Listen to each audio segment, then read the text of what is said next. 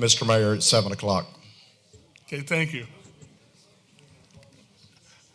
Hello, everybody. I'd like to call the public hearing to order to receive comments on the Ordinance 2212 to Annex 33 Bush Oaks Court. Is there anybody here to speak to us on the annexation 2212 of Bush Oaks Court? And I got a couple people signed up here for Farming Creek Road. Is that here to speak to the annexation? Or is that something else? Huh? Yeah, but I'm saying they signed up under the public hearing. Okay. All right. No problem. No problem. Anybody here to speak to that annexation? Nope.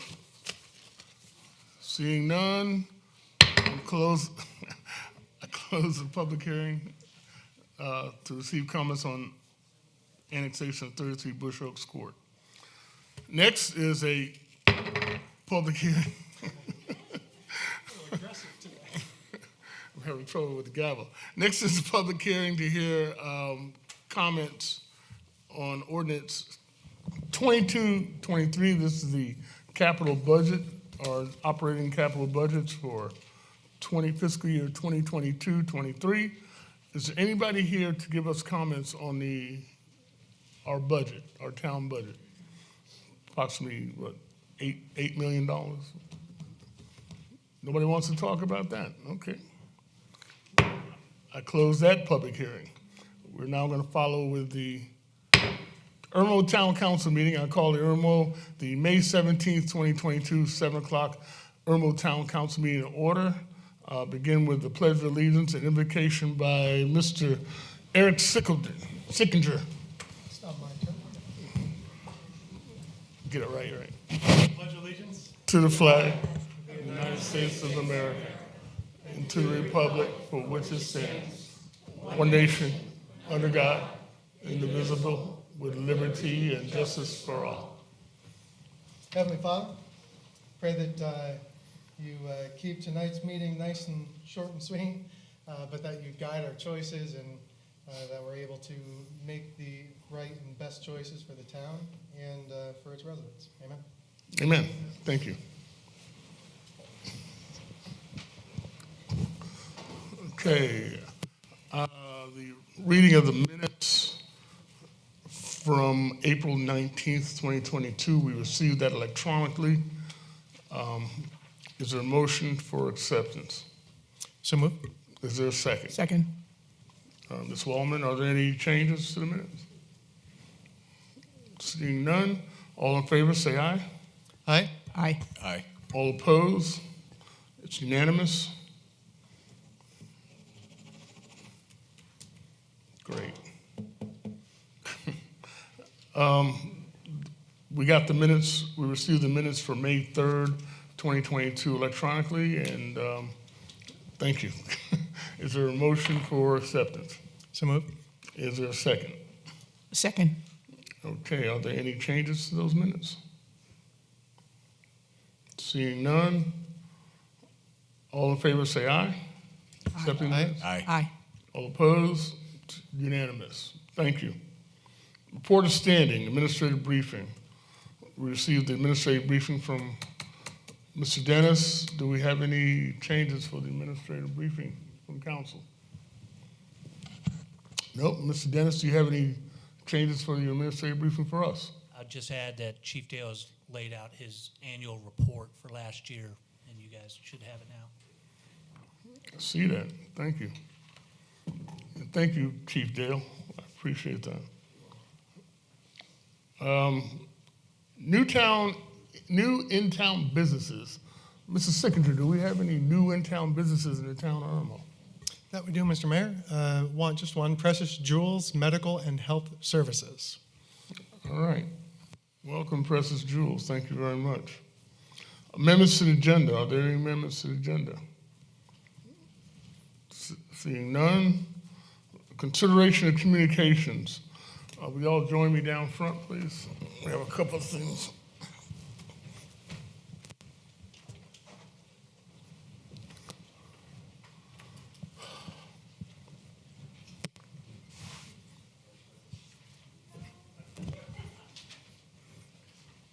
Thank you. Somebody here from Simply Southern Gifts. Oh, there you are. Ladies, thank you. Simply Southern Gift Shop. Come on over here. In your name? Sharon Daly. Sharon? Harriet Owens. Harriet and Sharon. Well, thank you so much. This is the highlight of the council meeting when we get to present to you the presentation of being the small business of the month in the town of Irmo. And it's Simply Southern Gift Shop in recognition of being a small business of the month in the town of Irmo for May 2022. We present this to you. Thank you. Thank you.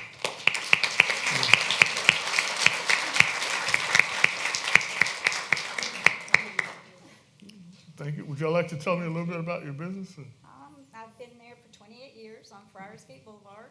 And Wow. my gift shop actually is the Lord Plantation Home that they moved from Oh, okay. where the town Yeah. of Irmo is now to the hall. And we appreciate all the community and the support they've given me. And I look forward to some more.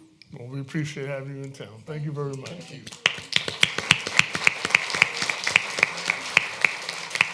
Is there somebody here from the Coast Guard? Anybody here from the Coast Guard? Nope. Okay. Well, we have a proclamation, National Safe Boating Week. As you know, Irmo is a gateway to Lake Murray, and Lake Murray being right down the street, we want to improve and make sure that you're aware of this being National Safe Boating Week in the town, and we want to present this to the people from the Coast Guard whenever they can see them, so we'll do that at another time. But we want to make sure that you guys are, when you're in your boats, taking precautions, wearing your vests, don't drink and boat, I guess is what it's called. Don't drink and boat, stay sober and have fun this summer. And we want to see you here next year when the season's over. Thank you. Anything else? All right, we'll go back up. Thank you.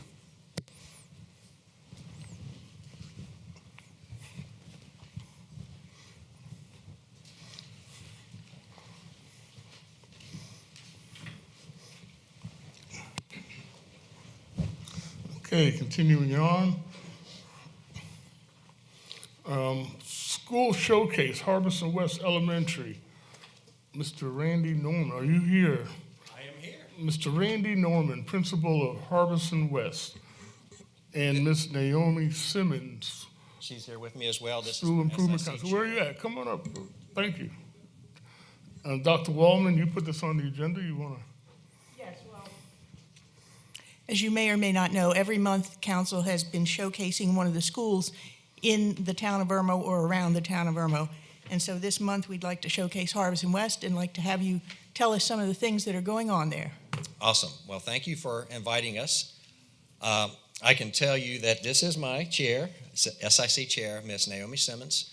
We have some goals that we have been working on for the past several years, and one of those has been able to provide us a shade canopy on our upper playground, which is on a lot of concrete. And we know in the state of South Carolina, when the sun comes out, it gets pretty warm. And then we have to provide the safety for the students. If the monkey bars get too warm, we can't be on them and different things like that. So our goal over the past 2 years, and working with our district, we've been able to put up a canopy. We did a opening ceremony for that on April 8th. It's 40 by 60 feet. It is huge.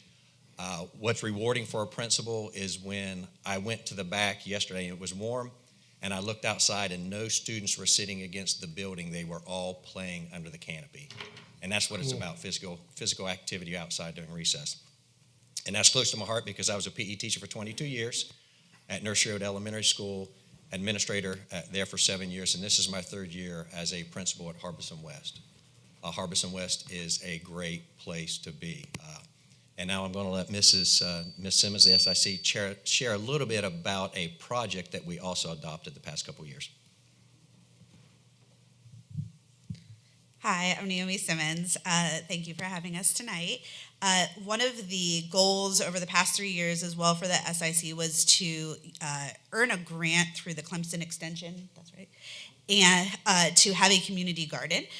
which our former SIC chair was able to do, and we're so grateful to all the work that she did. So now we have a wonderful garden, and we are working on an extension grant and creating sustainability for that grant, or for that community garden at the school.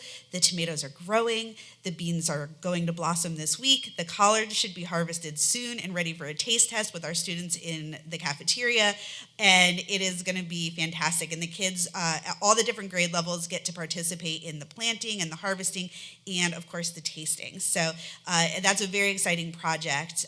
In our upcoming goals include working together with the school and the district to do a needs assessment of our community and make sure that we have really great parent and community input in driving the goals of the school for the next few years. And also we're looking at, there's no guarantees about this because there's a lot of things, but we're trying to think about getting a honeybee hive for the school, which would be so great and would really complement our gardening efforts. So both of my children my daughter is in 6th grade now. She went to Harbison West. My son's still at Harbison West, and we love this school. And it's just a great community. So thanks for letting us share tonight.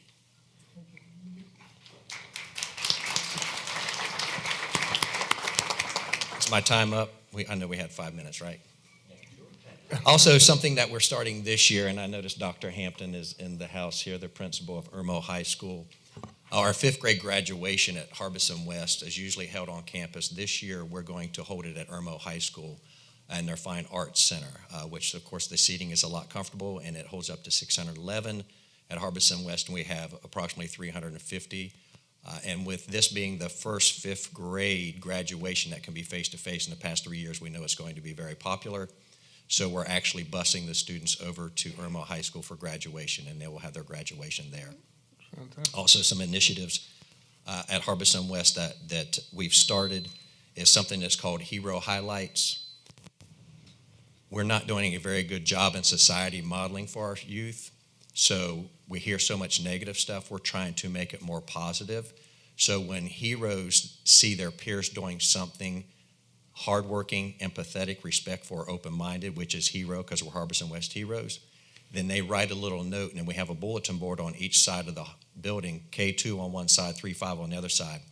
Then in our morning show, which is run by our students, then they read off the recognition of those individuals to doing kind acts. We also do that for the teachers because we're heroes. They're called incredible slips. Teachers recognize other teachers doing great things, and they hang it on the bulletin board by the workroom. Also started something on Mondays. It's called Get to Know Me Mondays. I've asked every teacher, every staff member, every student on an index card to write their name, their grade level, their teacher's name, what is their hobby, their favorite color, and their favorite food. On the afternoon announcements on Monday, it's Get to Know Me Monday. We're traveling down to Mrs. Melvin's class. We have John there. He loves pizza. His favorite color is blue. He loves to ride his scooter. Congratulations, John. Then we reveal that on the admin show Friday morning, which we're live throughout the building on the admin show. Then we go to each classroom and reward them with a certificate, and they get a ZAP sticker that we've created. So we're remaining positive no matter what we're hearing from the outside at Harbison West. We're going to remain positive and keep moving forward. And again, thank you for the time. Thank you.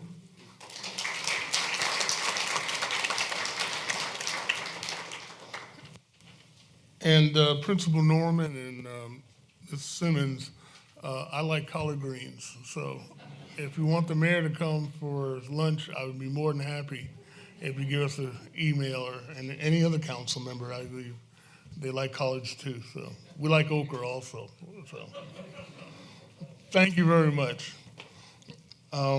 Community connections. Dr. Wallman, we have a couple announcements there. Yes, the Community Connections is an opportunity for us to connect other groups within the community with the town of Irmo.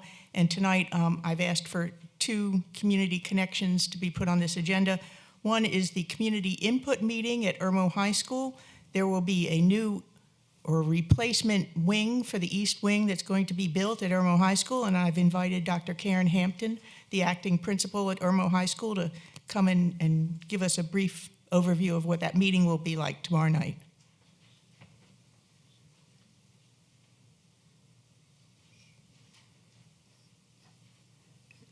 What's her name?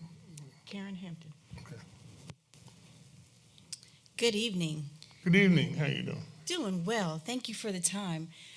Tomorrow at Irmo High School, we will be having a community input meeting where we are looking to seek input from former students, parents, community members, and current parents and future parents to come in and look at what potentially we can offer to the Irmo community for the next 50 plus years. Our current building is 50 years old. We are looking to make some changes. So in May of next year, so May of 23, we are looking to break ground on a new east wing.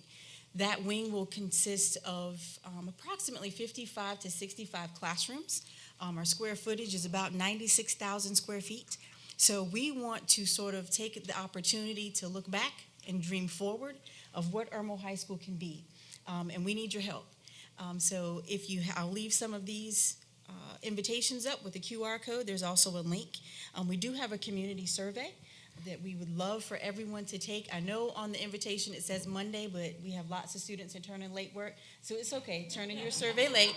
Your response will still be received. It will make it applicable to the evening. But from 5 to 7, we will have LS3P, it's a company that we have used as our architects, and they have created a model.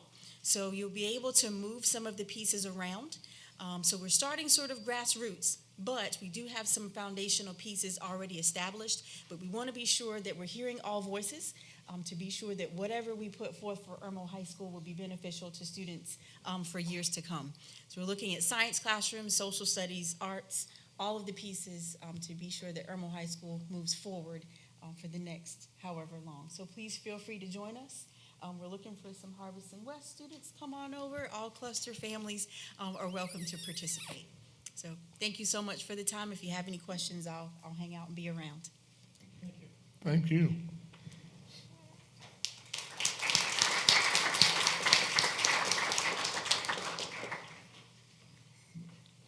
Dr. Warner, There are also two events coming up in the Harbison community that I wanted to bring to everyone's attention. The first is a community yard sale, which will be on Saturday, May 21st from 6:30 a.m. to 12:30 p.m. My understanding right now is that all of the venue sites have been filled, but you can still go and shop at the yard sale on the 21st. There's also going to be a blood drive at the Harbison Community Center, and that will be on Tuesday, May 24th from noon until 5 p.m. Again, this is just another opportunity for the greater Irmo community to participate in an event at the Harbison community. fantastic. Thank you. We also have a new feature, and this is the Artist of the Month. And in front of our town hall, we have an area when you walk in the town hall where we feature art from local artists, or whether it's printed art, photographic art, or even hand-painted art that we are displaying basically for a month in our foyer. And we also give recognition. This artwork can be purchased and it can be looked at all during the month of, for the month of May this time.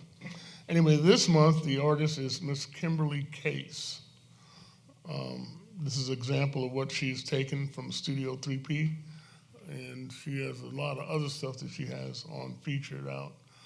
I urge you to come and visit Town Hall in the foyer, not only to fuss, but to look at some of the great artwork and maybe purchase something if you want to see something strikes your fancy, you want to have it in your house. So thank you, Kimberly Case, for this month's Artist Showcase of the Month. Anything else from communications? Yes, sir. Yeah, Mr. Mayor. I had a number of residents reach out to me about, so apparently someone has installed swimming pools on North Royal Tower. That's a half joke. Large holes in the ground in Royal Tower. And I promised those residents that I would talk about it during the council meeting tonight. My understanding is that is Columbia Water. Is that correct? Yes, sir. Have they given you any information on when they were going to fill in those holes? No, I haven't heard heard any update on when they're gonna patch those now. Okay, thank you. Is this a new hole, new pothole? Oh, they aren't potholes. They are the size of, I mean, yeah, they're almost the size of Dr. Waldman's car. Dr. Waldman's car? They are large. And so I've had some calls out, but I also said that if I didn't have an answer from them, that I would make sure that we talk about it from the podium. Could we do something with? No, City of Columbia's had a water leak in that same spot for years. Richland County Penny resurfaced that area about a year ago. Yeah, so I thought, yeah. They've never been able to finish the project because of the water leak. So, Oh, we've got hundreds of leaks around town and they'll get to it eventually. is a water leak causing the hole to get bigger? Is that what's happening? No, it's been the same size. Okay. Got it. So we're on it. Yeah, we're on it, and we'll report back next meeting. We're on it, doggone it. Okay, thank you. Anything else? Anybody else have any communications that I might have missed? No? Okay, moving right along then. Presentation by citizens on agenda items only. Items 9 are unfinished business and new business. Are there, I guess,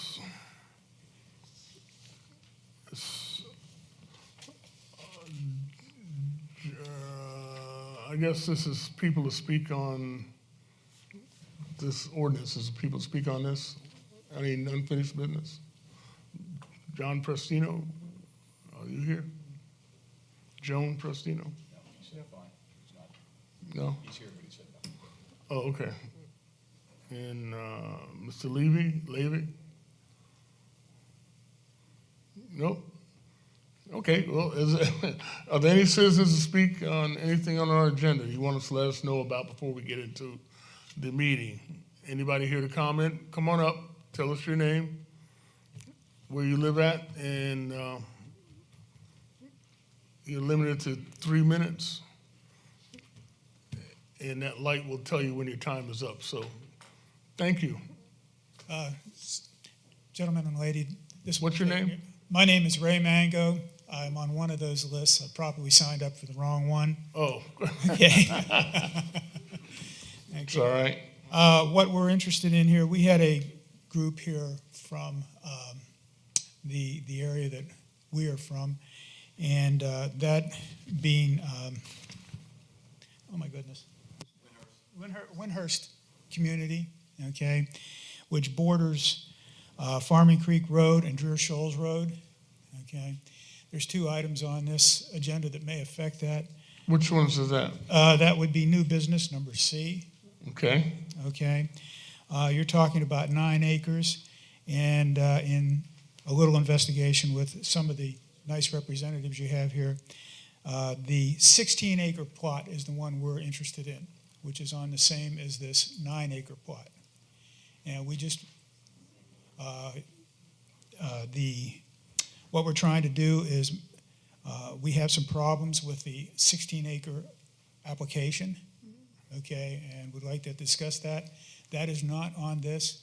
Most of those people went home because they only saw the 9-acre on this application. The 2 are coordinated on the same TMS, okay, and we just want to make sure that that if that isn't overlooked, okay, that we do want to discuss that when the time comes.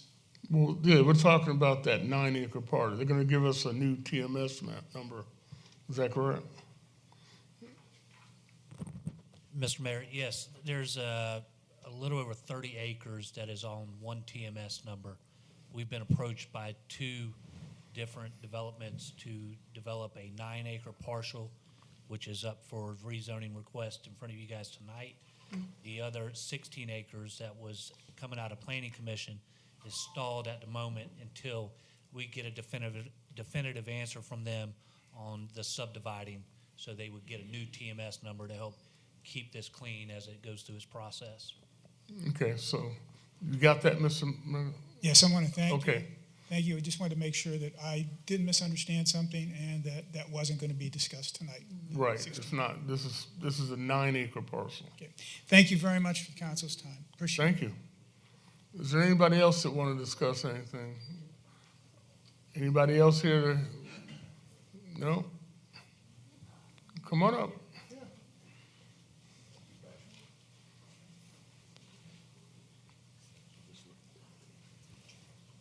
Just give us your name and My where you name's live. Kenneth Hipschman. I've lived in Irmo for I'm sorry, say it again, please. Kenneth Hipschman. Kenneth I live Ekstrom? in Okay. Waterford. One of the big concerns we had was the same thing with that land development. Actually, on the way home from picking my kid up from school, we turned at the Publix, and traffic is already past where the Publix is, all the way to where the Ballantine stoplight is as it stands now without any other further development.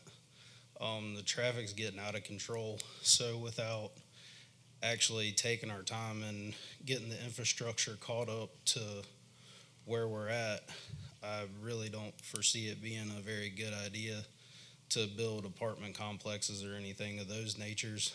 Not to mention, we just had a school District 5 board meeting about how the schools are overcrowded. We're not talking about apartment complexes, right? We're talking about the 9 acres that are being rezoned for storage units.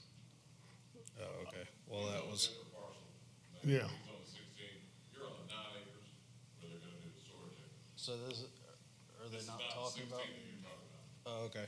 Well, sorry. Okay. It's no problem. I just want to make sure you understand that we're not talking about that. Okay, again, this is to hear comments on our agenda on items that we're going to be talking about tonight. If you would give us your name and where you live at, I appreciate it very much. Ma'am, who are you? Lisa Jurgensen. Lisa Jorgensen, yes, ma'am. Yes.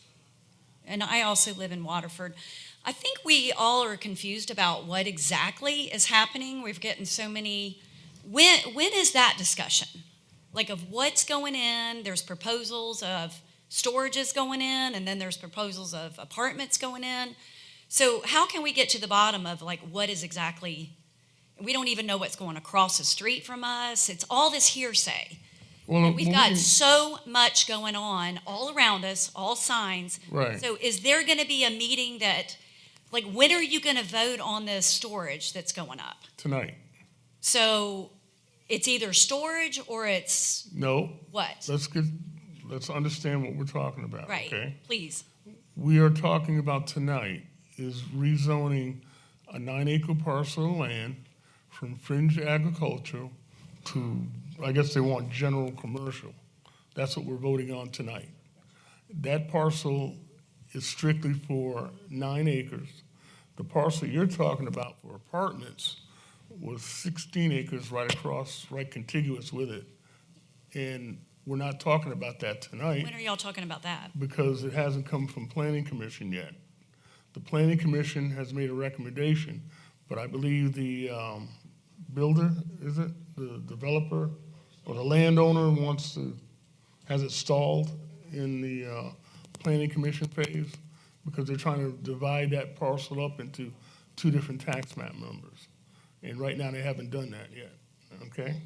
So we're not talking about that tonight. Right, but so we're not discussing how, that tonight. how are you communicating with residents of when that's going to happen? Right now, it's these signs that are about this big and they're way back in the property. Nobody knows about them. Nobody knows anything about when these meetings are and what's going to be. Well, it's Because a everybody plan- here tonight, we thought you were talking about the apartments. That was the big. I don't It's know been who in the told you state that. newspaper. It's been, so what we're just trying to get to the bottom. I don't know who told you we were talking about apartments tonight when That's what we're clearly trying on to the find agenda out is it's not. how are you going to communicate with us of when that's going to take place? The discussion will come to us when it leaves Planning Commission. It hasn't left the Planning Commission phase yet. Those meetings, when was that, last week? 2 weeks ago, we had that meeting at the Planning Commission where they discussed what they wanted to do with that. And again, it hasn't come to us yet for debate or discussion or vote. It's still in the Planning Commission phase. So so going back to this 9 acres, how many units are being proposed to put as a storage unit? You know? Yes, ma'am. I live right there, okay? So I'm very, very well schooled on what's going on here. There's been a lot of confusion. I'm getting calls and emails and texts. The 16 acres where the apartment was, as far as we are concerned, is a non-starter, okay? It's bogged down in planning commission because they want to break it up. It's different parcels, so it's not coming to us. I believe they even made a recommendation of residential for that piece of property. So that is off the table at the moment. We would be happy to have our town administrator address how we're getting this word out to the public, because we want this word out. I know there's confusion. This tonight, we're just voting on a general commercial zoning, okay? We're not looking at a project. We're not approving a hotel or a strip center or storage units. We are strictly looking at the zoning. And they're asking for general commercial, and it will be an up or down vote here, whether that passes. So there's no specific project we're talking about tonight. Well, I think our question as residents that live on Highway 6 in Farming Creek, that how can y'all vote yes or no when we don't even know the study of traffic? I mean, what are y'all proposing to do? I know apartments are different traffic than storage units, but we can't even get out of our neighborhoods anymore. So, I mean, have y'all even discussed before saying yes or no, we're changing this to commercial as opposed to residential, without doing any kind of studies? We are looking at our master plan, our comprehensive plan, which needs to be updated. There is some commercial property already in the master plan along Highway 6, but it will be behooved upon the developer, whoever comes in with a particular request, for them to do a traffic study with Department of Transportation. So that is something that they have to do when they bring it to us. And then we will look at what it may or may not be. So why are we hearing that it's going to be storage units then? Because that's what this particular developer wants to do there. Yeah. But we're not voting on that tonight. We're voting on allowing them. But if you say yes to commercial, then it sounds like it's a done deal. If you say yes to commercial. We haven't gotten there yet. So what we're saying, I don't know if anybody else wants to speak, we don't want any more commercial on this corner. I mean, this is what you have to listen to the residents. There is no more capacity left to put commercial in. We don't want it. We're not in favor of it. So, I mean, if we're kindly asking y'all to, there's plenty of other spaces. Why Highway 6? These developers from Atlanta, it's ridiculous. I know this, we're not talking about the apartments, but I know I've lived in Atlanta. I grew up in Atlanta. There is no space for anything in Atlanta, and they could care less about coming in here and just putting stuff up. So, I mean, when y'all pass that, if you do pass that tonight, that is on your hands. And that is not what the residents want. It's ridiculous. No more commercial. Okay, Ms. Jurgensen, thank you very much. We appreciate your input. And I think we explained to you very well what's going on tonight. And your name, ma'am? Hi, my name is Cindy Reeves, and I live in Rose Oak subdivision on Farming Creek Road. Cindy Weaves? Cindy Reeves. Cindy Reeves. Like the barbecue, but we're not connected. Thank you. I think our biggest concern here is changing the community feel of where we all moved off in that general area in which you are considering changing the zoning. You're talking about item C, right? I am talking about item C. I'm talking about the changing of zoning. Okay. And my concern is that when we start to change the zoning to even commercial, that we are losing that community feel. We're losing that rural but yet suburban feel that we all fell in love with and moved into in those areas. There is no question that the roads in and around the Ballantyne, Chapin, Irmo area out near Highway 6 and Broad River Road and Farming Creek Road are so congested that I don't even go into Ballantyne or Chapin anymore because it's just too hard to fight the traffic. But what I'm really concerned about is changing the feel of the community. And we were all taken, I'm sure, most of us moving out there were looking to be far enough out that we could have some of that detachment, yet being close enough in that we still had that community feel. My concern is that when we start changing this zoning, it is simply a footstep to changing more. And that's my concern. I would like to see the general feel of the community stay the same. Thank you.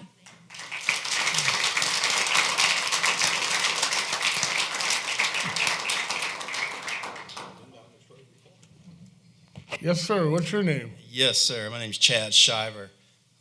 Where do you live at? I live in Windhurst, like some of my other neighbors here, and close to Rose Oaks, in that same general area, to speak on C. Okay. She spoke about the community feel. I'll bring it more practical to the traffic. I live in the back of Windhurst. Our cul-de-sac can see number 6. I work from home. I can stare out my window and watch cars go at a snail's pace on number 6 constantly every day. I call my wife, don't come down number 6 because you're not going to go anywhere. And this is a Tuesday at 2 or 3 or 5. We can't put a storage unit and 3 smaller commercial developments, which means a strip mall, in addition to anything else on the opposite 16 acres. Even if it's 16 luxury homes on 1 acre, you're still adding, 50 cars for another neighborhood, for a small neighborhood, in addition to what's going to go into a strip mall. That corner for us to leave to go out by Salem Church to make a left towards Publix on number 6, or to go around out about Irmo Outdoors. I mean, I can tell you my daughter's gotten hit at that intersection. I've had to run off the side of the road before just to make a turn, not to get hit. The turn lane that's that's been added there, in a way, almost hurt because people inch up, and you're here and you're trying to see, and 2 cars are trying to turn left off of Salem Church now. Or 1 left, 1 right, and you can't see either way. And the median was changed by the DOT from a left-right turn to just a merge turn. So it's a cluster, excuse the words, but it's a mess. And any additional commercial business would not lead to better traffic flow and a safer community for us. So, Got it. thank you. Thank you.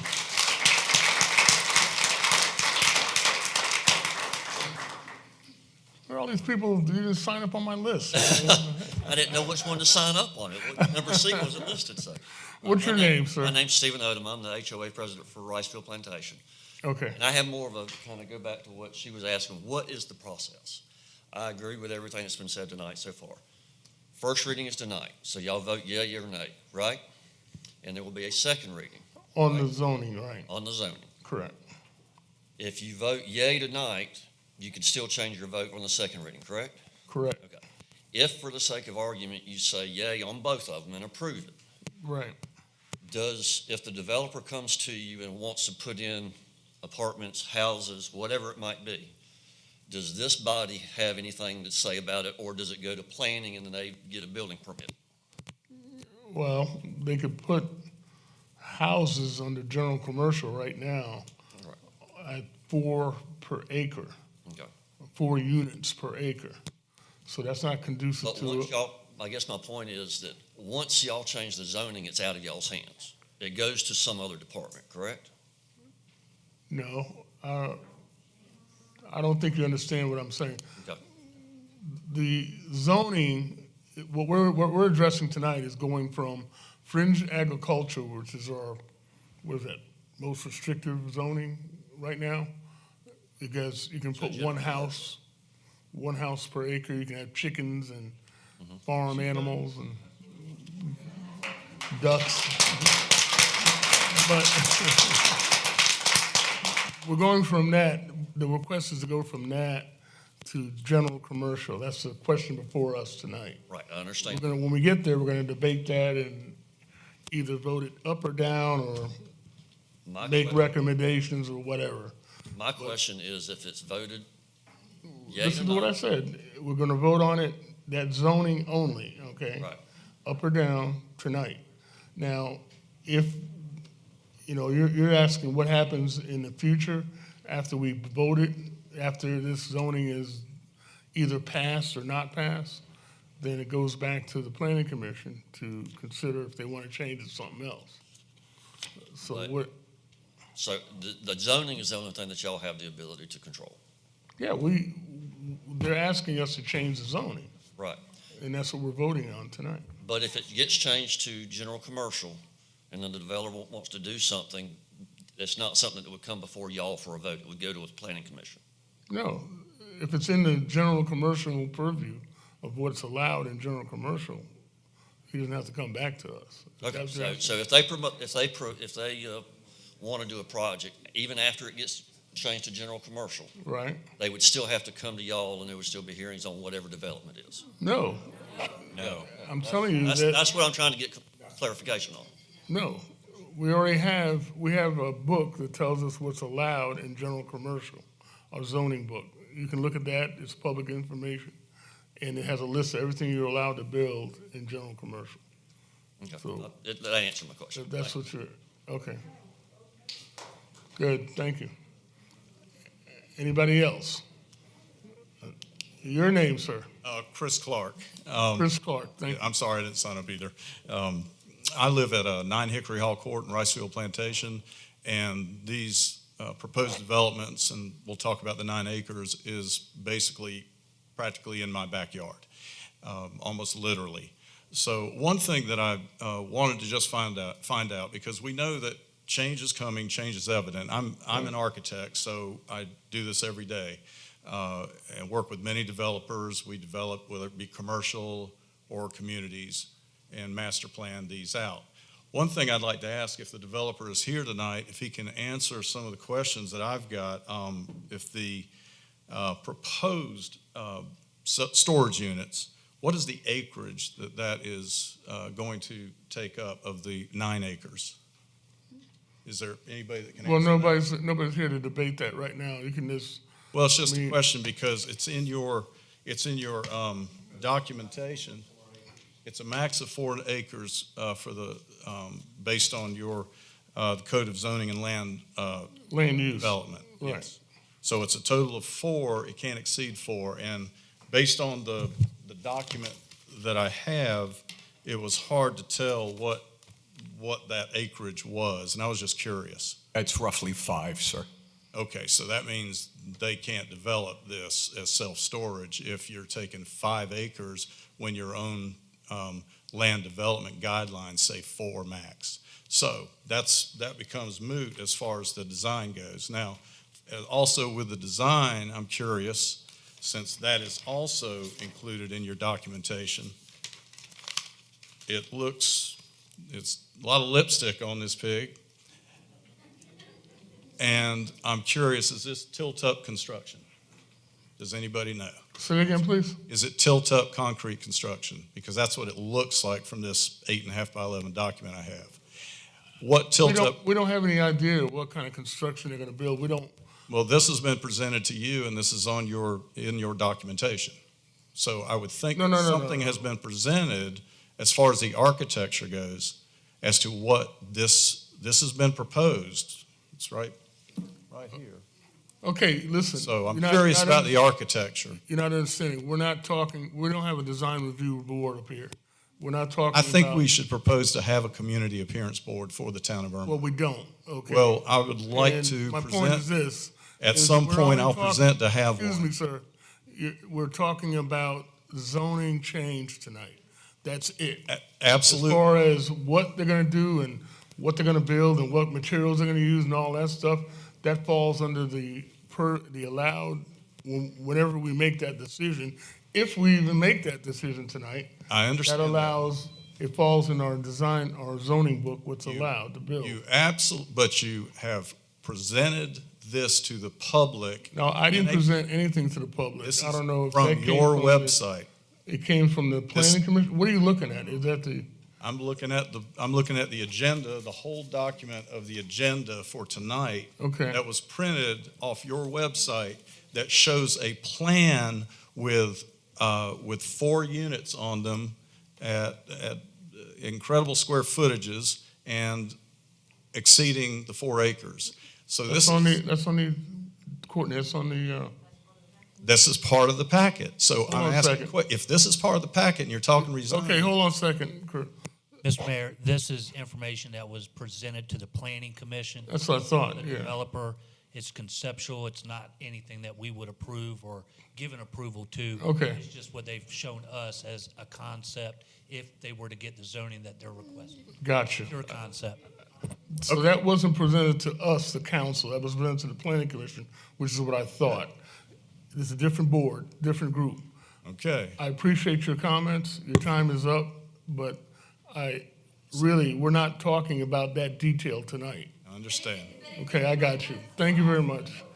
Yeah. And we're not gonna be having outbursts out here either. I think- We're gonna be respectful. Thank you very much, Chris. I think we'll have an I appreciate architectural it. fight on your hands at this point. Okay, thank you, Chris.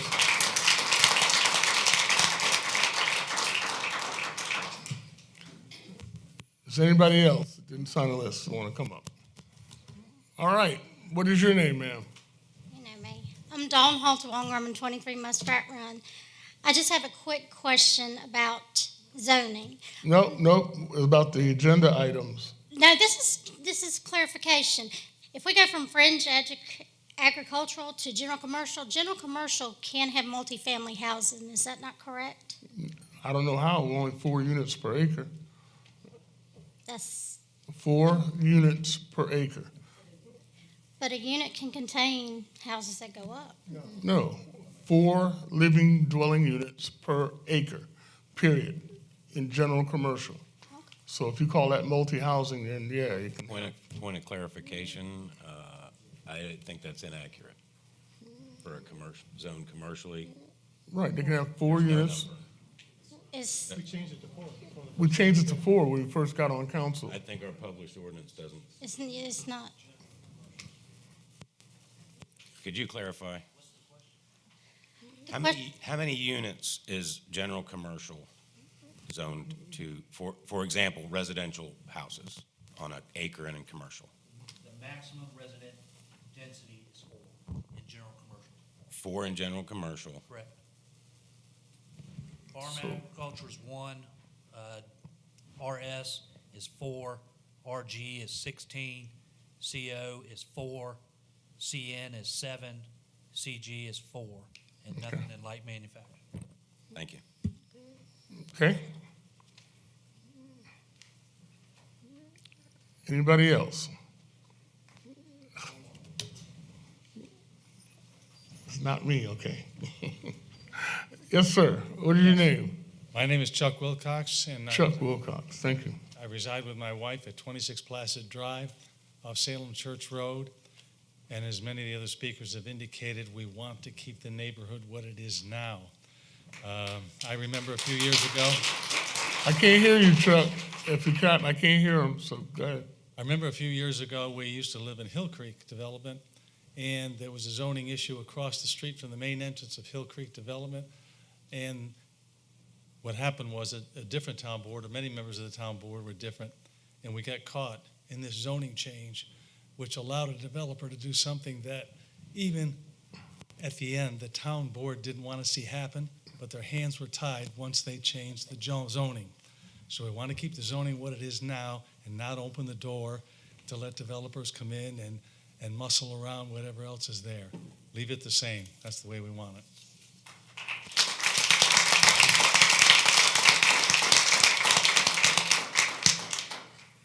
Anybody else got the courage to come up?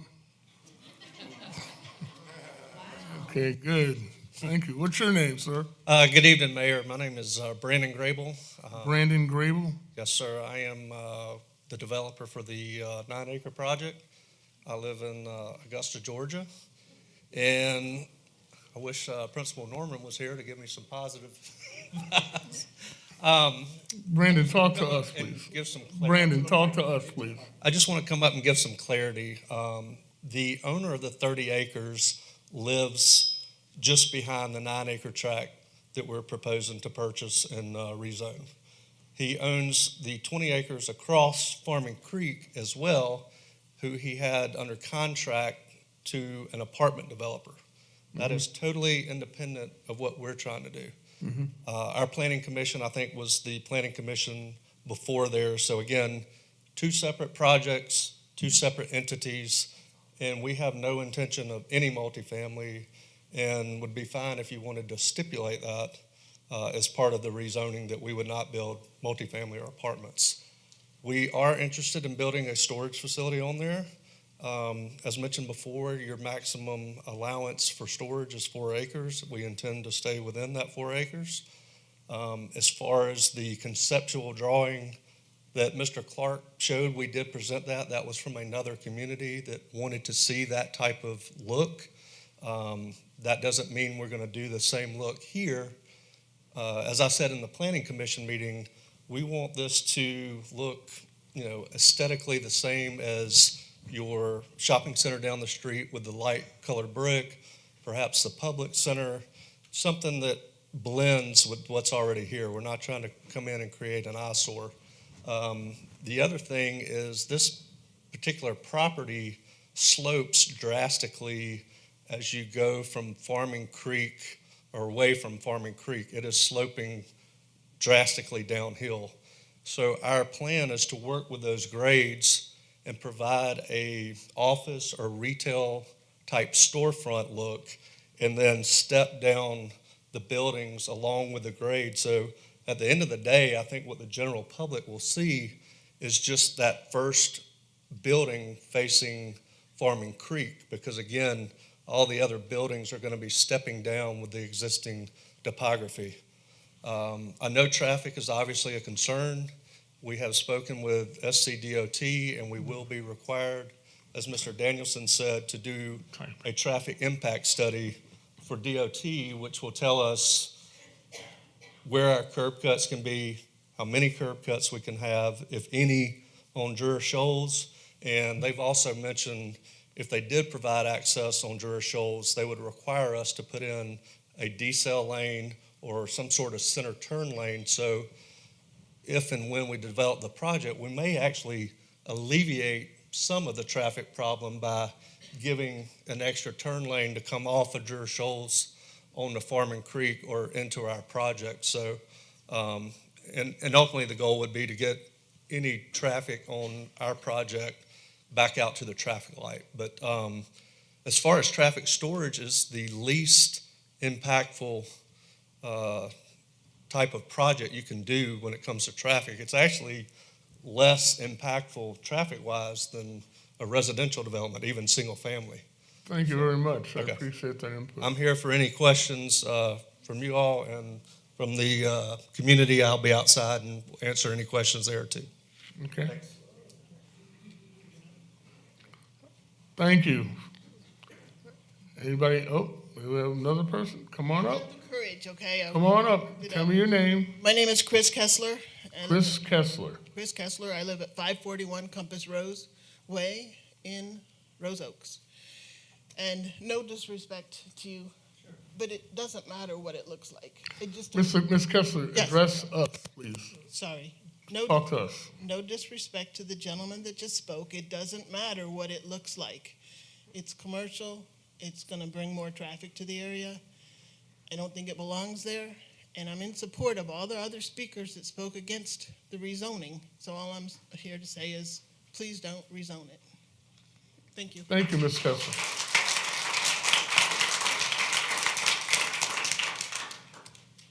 Anybody else? Come on.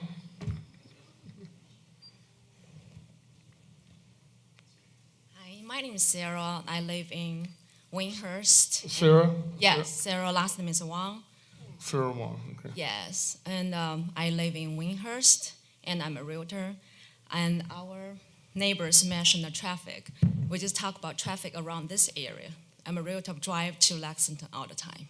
Actually, Highway 6 now just carry traffic from neighbors around here. We also carry traffic from Chapin to Lexington all the way there. I've been there all the time. And also, and the sewer, actually every time it rained on Highway 6, you know, the road is not straight.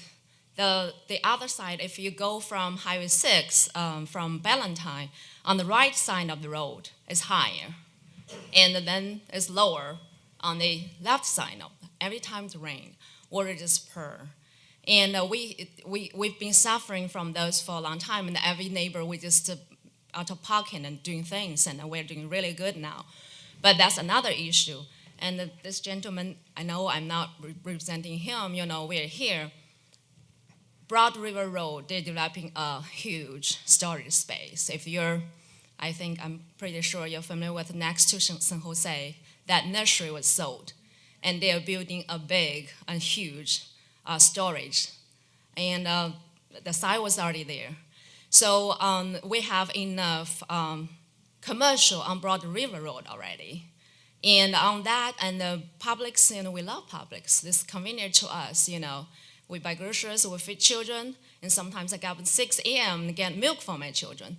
And so if I object to rezoning for sure, and if we have another community and like other people who come here and raise family, we love that. But other than that, we don't like it. Thank you, sir. Okay.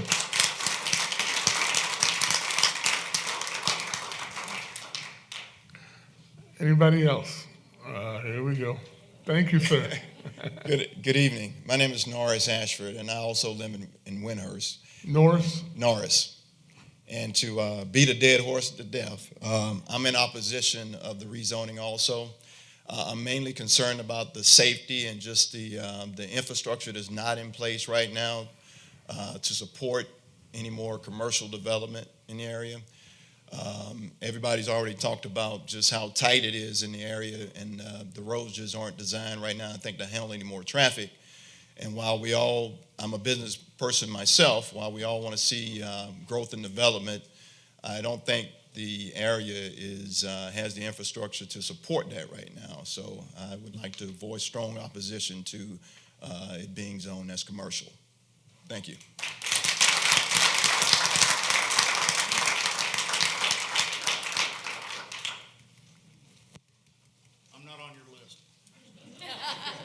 No kidding. What's your name, sir? My name is Greg Zimmerman. Greg Zimmerman. Yes, I live on the Waterford subdivision. I moved to Irmo in November of this last year. The city I came from, I was on the planning board. You guys zone this commercial, you're going to open up Pandora's box. It's going to do nothing but get bigger. You're going to take residential and turn that into commercial, and people are going to absolutely hate it. Say that you're going to take residential? You're going to take that, the agricultural. Right. You're going to turn that into commercial, and people are going to absolutely hate it. I moved here, like I said, in November of last year. That traffic pattern that's out on Highway 6, thank goodness for some of these people here, because otherwise we wouldn't get out on the highway. It's an absolute dumpster fire. You got to get out of there before 7, and you got to get in there before 4. Otherwise, it's backed up clear into Ballantyne and clear down to Lexington. So that's my 2 cents. All right, Greg.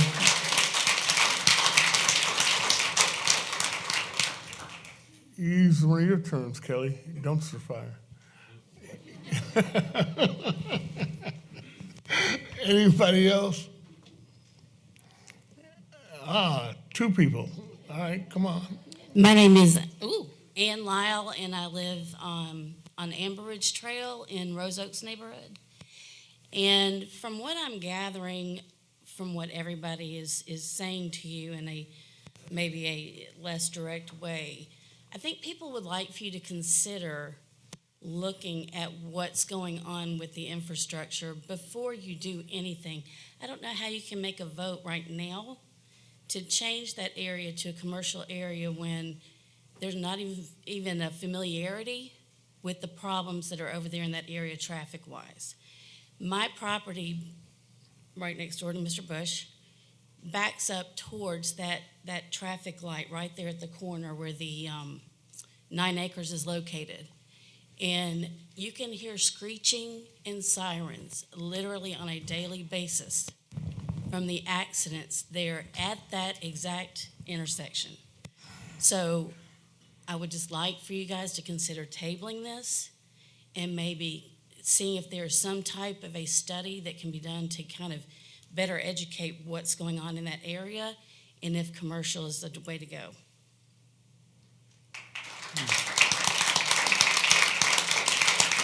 Is there anybody else that wants to say something different that we haven't heard tonight?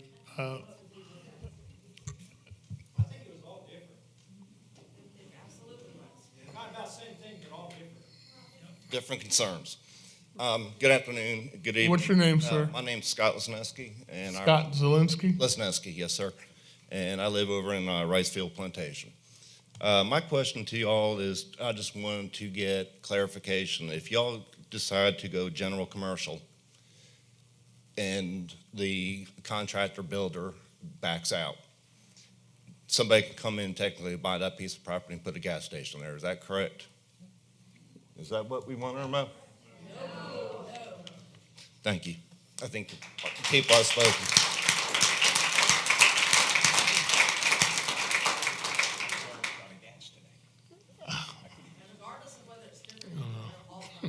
All right. I'm going to cut this off. You're the last one. I'm the last one. Yeah, because we want to get on with our meeting here. Jim Thrower, I'm a resident in the Windhurst subdivision. I can only echo what I've heard as far as the difficulty in trying to deal with the traffic flow in this community. The idea of making it more difficult without doing the study first doesn't make a lot of sense to me. Seems like that study would be done before this voting would be done. That you would know what the impact would be before you decided to do it. Now, I don't know. I don't envy you folks at all. You're certainly in an unenviable position right now, but I hope tonight, as our elected officials, you have heard the voices of the people who live in those neighborhoods. And you are our representatives. You are the ones who stand for us and speak for us and say yay or nay to things that will impact us. And so I just want to, my 2 cents is, thank you for your service, but I hope tonight that somewhere along the line you've heard over and over and over again how it will impact the people that you are the servants of. Thank you. Point of clarification, Mr. Mayor. Yeah, go ahead. Mr. Administrator Courtney, and I only do this while folks are in the room. I heard a lot of people talking about traffic and infrastructure. Who is responsible for maintaining that traffic, keeping the roads safe, paving, widening, all of those sorts of things? The jurisdiction falls under 2 entities. South Carolina Department of Transportation, or SCDOT, would be the one that would approve a curb cut for a development and may require a developer to have a traffic study before they give them those encroachment permits. And then also Lexington County or Richland County, because the line actually comes right through about Woodley's. So the area that's in question is in Richland County. They maintain those roads, repave them, would be part of the conversation if it was to get widened. Okay. And so to follow up on that, if I am a resident in the audience tonight and I'm concerned about traffic and infrastructure and concerned about getting stuck, I don't want to speak for the other council members, but I don't avoid that part of town either. I'm over there quite a bit, and I know several of our council members live that direction. If I'm concerned about traffic and infrastructure and sitting in traffic for hours and telling my wife, for example, not to drive on that road, who should I voice that rancor, that frustration with? Well, DOT, again, is the one that approves encroachment permits. So if they hear objection to more development in that area, they would be the one more likely to require traffic studies before issuing any permits. And then the county is the ones that maintains those roads. So would you say then if I have an elected representative on Lexington or Richland County, that setting aside the vote tonight for general commercial or not, if I'm concerned about the roads, then I should voice that opinion to my elected representative on the county council as well? Correct. Thank you. We don't run the roads. All right, let's go. If I could add quickly, I would also voice your opinion to your state legislatures that are running this November, because they're over the DOT. Okay, great. Let's go on with the meeting, please. It's 8 o'clock, 8:05, and we haven't gotten to the agenda yet. Seeing no more presentations, unfinished business. Second and final reading of Ordinance 2207. Is there a motion for approval? So moved. Second and final reading. Is there a second? Second. Any conversation? Anybody have any comments? No, Seeing no, No, it's a simple cleanup. okay. Clerk, will you read the roll, please? Mr. Bush? Yay. Mr. Danielson? Yay. Mr. Sickinger? Yes. Dr. Waldman? Yes. And Mayor Walker? Yes. Second and final reading, ordinance 2208. Is there a motion for approval? So moved. A second. Danielson and Bush. Any conversation? Any comments? Seeing none, clerk, read the roll, please. Mr. Bush? Yay. Mr. Danielson? Yay. Mr. Sickinger? Yes. Dr. Waldman? Yes. And Mayor Walker? Yes. Second and final reading of ordinance 2209. Is there a motion for approval? I'll move. Who's that? Me. Mr. Bush. Is there a second? Second. Was that Bill? Okay. Okay. Any comments? Yes. See, yes, go ahead. Sorry, I need to make a motion for an amendment here. So this is the fireworks change that we discussed last month. And I want to make sure that we get the right language in here. I thought we did that last time. We did, but in discussion with Assistant Administrator, Mr. Tucker, I made some changes here. So I want to make sure that it matches, because the language wasn't 100% specific last time, and so I want to make sure that we get that right. Where 4th of July ends, where does that? That should be 8. Not to exceed 14 days before a major holiday. Shall have 48 hours after each holiday event. That's fine. And then G, use of fireworks, stand dispensaries, okay. That's fine. Sorry, I just wanted to make sure that what we had matched. Thank you for your patience, Mr. So what we got on there is okay? All right, anybody else? Mr. Mayor, just to clear up, Yeah. what's showing is a proposed amendment that would need a motion and a second to clean up the language. Okay, that's what I thought. Was that not what you wanted? Yeah. It is what I want, but the text in red is the amendment, is the proposed amendment, which was provided to the clerk before. So my motion is to add to the proposed ordinance the red language that you see both on the screen and in front of you. I'll second your motion. I thought we did that last time. We talked about it and did it last time. Last time was, did not have the language with the specificity. Oh, necessary okay, I for got the you. word. So you're making that motion now to fix it in red. All right, is this properly moved in second? Is there any conversation on the change? Seeing none, will clerk read the roll, please, on that change in red? Mr. Bush? Yay. Mr. Danielson? Yay. Mr. Sickinger? Yes. Dr. Waldman? Yes. And Mayor Walker? Yes. Okay, moving back to the original ordinance, and are we going to approve the ordinance? Any more conversation on that? The amended ordinance, will clerk read the roll, please? Mr. Bush? Yay. Mr. Danielson? Yes. Mr. Sickinger? Yes. Dr. Waldman? Yes. And Mayor Walker? Yes. Okay, ordinance 2210.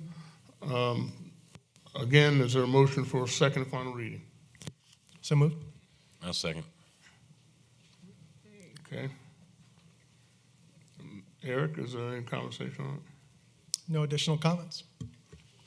Mr. Bush? Just one question. Does this include Bradford pears? Excellent. Does this exclude ochre? Okay, I'm cool then. Any? Yes. Mr. Bush, Mr. Danielson?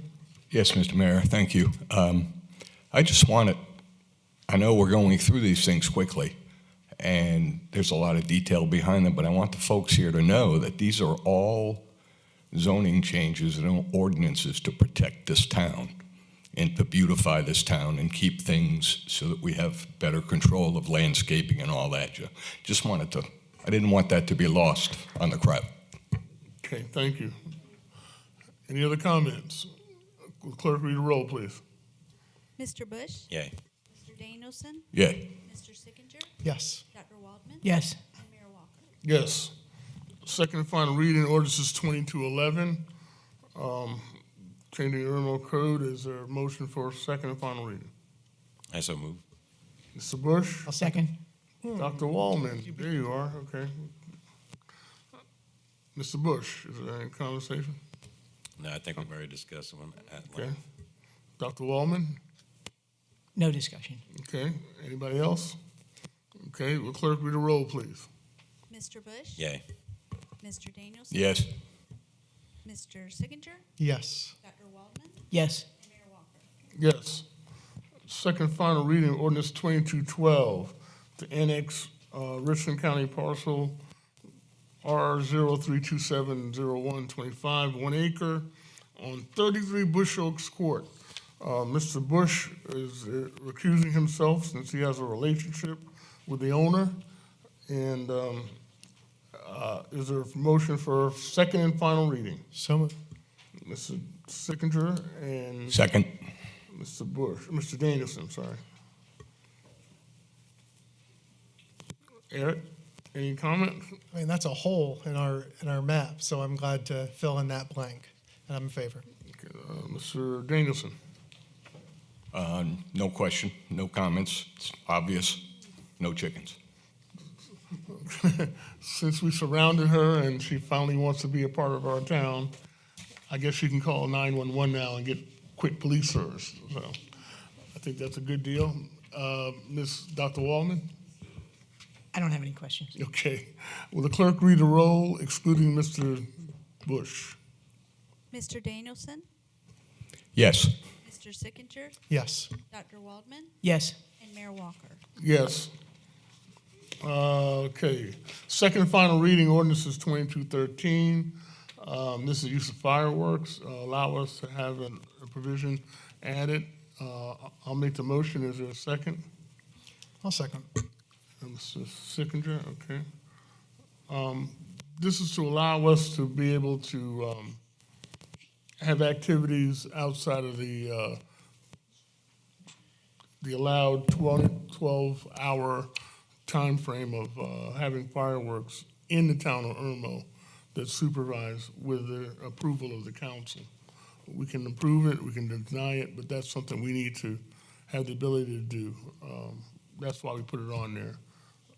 For instance, we're having a 4th of July event on July 3rd, and we're having a fireworks show after that. This will allow us to do that. Mr. Sickinger? I'm generally in favor because I do want to have fireworks on our event July 3rd.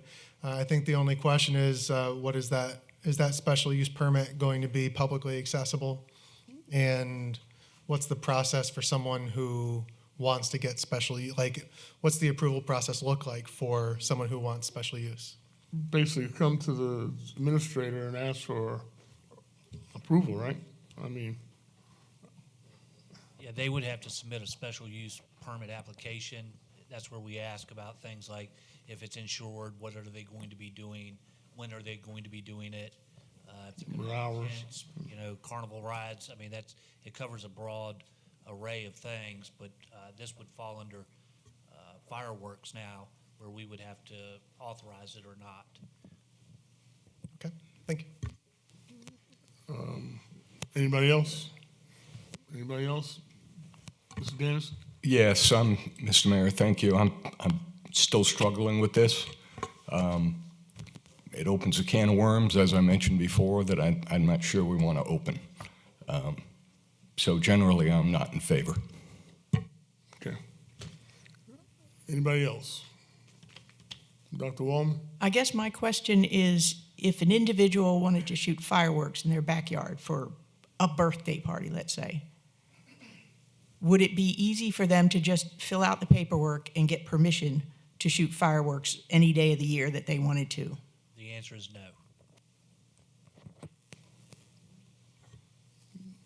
What? You know the difference between that, right? Okay, we're talking about a major function as opposed to somebody shooting off firecrackers in the back of the house. There's a difference, okay? Anybody else? Yes. So what, I think going to Councilman Danielson's question, what's the basis, and I hate to get buried in this stuff because we have other things to cover, but what's the basis for approval or denying someone a special use permit? And how do we avoid saying yes to one, no to another? Obviously, basis of things like, 3 a.m. is not going to be okay. And, in the middle of Royal Tower is not going to be okay. But besides that, assuming that they have their bases covered, what is the basis for us to say yes or no, other than just looking at it and trying to make a judgment call? Well, one of the examples would be if they're shooting fireworks, they would have to demonstrate to us what's called the shoot site area, which would be a radius around where they would be shooting. Those numbers minimum would have to be 150 feet. They could stretch out depending on what size shells they're shooting. I mean, it could be 250 feet. You're not going to be able to do that in your backyard. You're not going to get a approved shoot site in your backyard for fireworks. Anything under that, we wouldn't allow. Okay. Point of clarification. So hypothetical, we could get a special function that comes in, wants to use the community park, rents the community park, rents the amphitheater, rents all of that, technically could have that happen once a month, no? Correct. And they want to shoot fireworks off, right? Correct. So we just literally, pardon the pun, we just blew up our own ordinance. No, you didn't. Why would you say that? Because now we could have fireworks every month going off in the community park. Well, he has to get approval from it. I'm not saying. So then how do we decide how do we pick and choose who gets it? Well, we you're don't. not going to do it in the middle of October, okay? You wouldn't do it then. You wouldn't do it in the middle of, April, okay? Is that in the ordinance? He has to make that decision. That's what we given him the autonomy to do. Are you going to make that decision, or does it come to council? Those would probably come to y'all because it's y'all's park. It's our park. Okay. Any more? Will clerk read the roll, please? Mr. Bush? No. Mr. Danielson? No. Mr. Sickinger? Yes. Dr. Waldman? Yes. And Mayor Walker? Yes. And again, we'll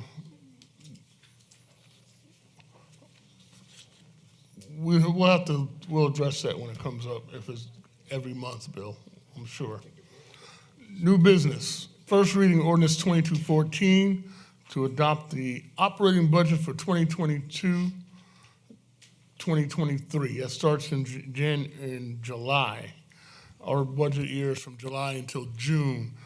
This year, we're planning on spending $8,306,000, $8,306,289. And I'm proud to say that we're doing this budget with no tax increase to the citizens of Irmo. We don't have a millage rate. We live off of business license and fees. So that's why it's important for us to continue to encourage businesses to relocate in the town of Irmo so we can get those business license revenue. I make the motion for first reading. Is there a second? I'll second. Mr. Sickinger, second. Mr. Sickinger, you have any other comments? No, just to say that if I'm someone who's watching this for the first time, this has been debated a lot through workshops and council meetings and discussions with staff. So that debate has already happened in public, but every line item and some all the way down to like chairs were discussed. So this is just a vote on the debate that has already occurred. Okay, Bill, Mr. Danza, Mr. Bush.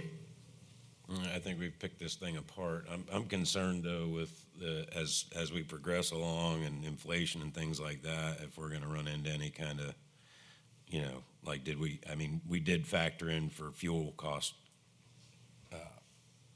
Yes, sir. And our revenue streams are kind of diversified to where, if certain sectors are not doing well, usually others are doing well, as we saw during COVID, where, cars were being sold and groceries were being bought, you couldn't get into restaurants. So we're pretty diversified on our revenues.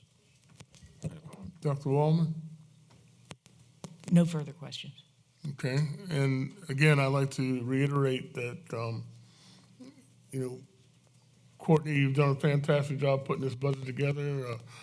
Council, I commend the entire council for fine-toothing it and making sure that we're spending every dollar with a lot of sense and making sure that we're maximizing our dollar. One of the things that my mom always told me, you can make a dollar stretch as long as you want it. And I think we do a good job of that on this council. Will the clerk read the roll, please? Mr. Bush? Yay. Mr. Danielson? Yes. Dr. Waldman? Yes. Oh, You can call me doctor, that's all right. I'm Yes. sorry, I got all out of whack. Okay, Mr. Sickinger and then Mayor Walker. Yes, okay, thank you. Ordinance 2215, adding zoning of fringe agricultural to the new, I thought that was already fringe agriculture. Okay, I'm sorry, thank you. Adding fringe agricultural to the new zone property owned by Miss Georgia Bush. Is there a motion for first reading? So moved. Is there a second? Second. Okay. Bill, thank you. Are you still recused from this? Yes. Okay. All right, Mr. Bush is recused since he has a relationship with the owner. Is there any conversation here? Other than it's surrounded by fringe agricultural, so Right. makes sense to me. Okay. Dr. Bush, Dr. Mr. Danielson. I'm good. Excuse me. You're good? Okay. Dr. Wallman. Makes sense. Okay. Any other comments? Seeing none, will the clerk read the roll, please? Mr. Danielson? Yes. Mr. Sickinger? Yes. Dr. Waldman? Yes. And Mayor Walker? Yes. First reading of ordinance 2216 to change designation from fringe agricultural to general commercial on the 9-acre property that we were discussing tonight, and we heard from these fine people from the community. Is there a motion for first reading? So moved. I'll second it. Mr. Sickinger. Yeah, boy, we heard a lot tonight. I've gotten a lot of emails and calls. I have not had one person contact me that was in favor. Can you pull this up on the, do you not have that? No, we're still seeing, Okay, I got you. oh, it's blocked by my. I got you, okay. I have not had one person contact me in favor, well, that's not necessarily new for rezoning. I'm not in favor. And the reason why is because while I understand the idea of moving that to general commercial, because there is some commercial nearby and surrounding, that's a really big jump to go from FA to CJ. That's the only way you could get any worse would be if it was the what's the most extreme? Industrial manufacturing, right? I would be in favor of doing something other than fringe agricultural, but certainly not to general commercial, based on both the location, the big move from fringe to general commercial, and the feedback that I've received from the community. Okay, thank you. We had a lot of conversation, as you heard tonight, about several issues. I'd like to address a couple of them before I tell you what's happening, how I feel about this property change. People talked about the change of the feel of the community. Folks, that's going to happen. Irmo is growing. Irmo is changing. Dreer shows Highway 6 is a prime area for development. It's from Ballantyne all the way to the dam. We only control, what, 2 acres of it? 2 miles of it, maybe? From the Publix back to this intersection here. Most of it's not in the town of Irmo.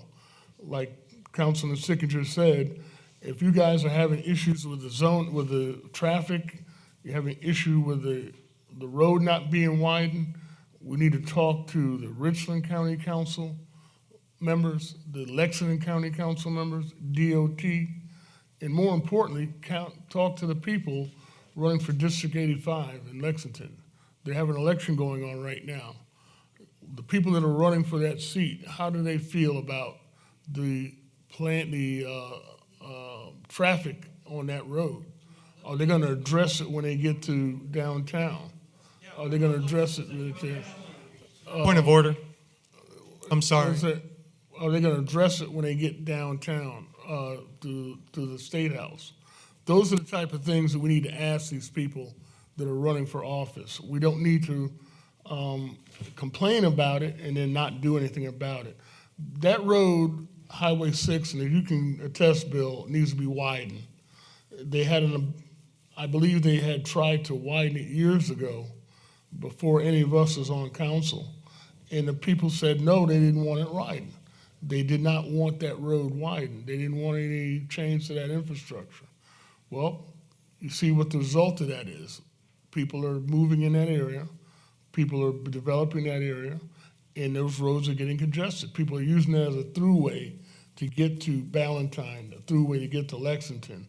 I can tell you, when they start messing with Malfunction Junction back here on 26 and 20, and when they start widening Broad River Road, a lot more people are going to start driving down that road, and a lot more traffic is going to happen. We need to address these infrastructure problems from a county perspective, from a state house perspective, like he said, DOT. Also, as I told you, Irmo lives off of, we don't have a millage rate. That means we don't have a town tax. I can tell you, if you go to the city of Columbia, their millage rate is what, almost 19, 20%? 19 mills. It's a large number that people have to pay in addition to the taxes they pay for county in schools and stuff like that. We don't have that in Irmo. We've been very frugal. We've been very courageous by not imposing a town tax. I don't know how long we can continue to do that, but I know as long as we encourage businesses to come and relocate in the town of Irmo, we have more business licenses, we are able to sustain that model. And I'm in favor of anybody who wants to open a business or create a business. I'm not in favor of them going from the lowest possible zoning to the most least possible zoning, general commercial. There are other options. You can certainly go from fringe agriculture to CO. CO is office commercial. I believe you could build what you want in that office commercial zoning. That's less intrusive, but still has the restrictions that we talk about, having a buffer going from fringe agricultural to general, to commercial. And it keeps the neighborhood around it sort of protected. They can't build multifamily apartments. They can't build more in CO, they can't build more than 4 units per acre. I don't know if you guys realize that, but across the street, that 60 acres across the street is zoned residential. It's zoned residential right now. Somebody can walk in there and build. It's zoned general residential. Somebody can walk in there right now without any changes to any zoning and build 17 units per acre across the street. Okay, we're not even talking about that yet. I don't think we have anybody on the radar. We know that the infrastructure can't handle it. We know that Blue Granite, the sewer company up there, they can't handle it. They're telling us they don't have any more capacity. So that would be a determining factor. And then, of course, DOT would have to give them a right to have the curb cuts and the infrastructure changes. So knowing all that, I think that I want to encourage commercial development, but I also want to encourage smartly. I don't want to encourage this haphazardly. Mr. Danielson? Oh, Kelly? Go ahead, Mr. Danielson. Okay. Thank you, Mr. Mayor.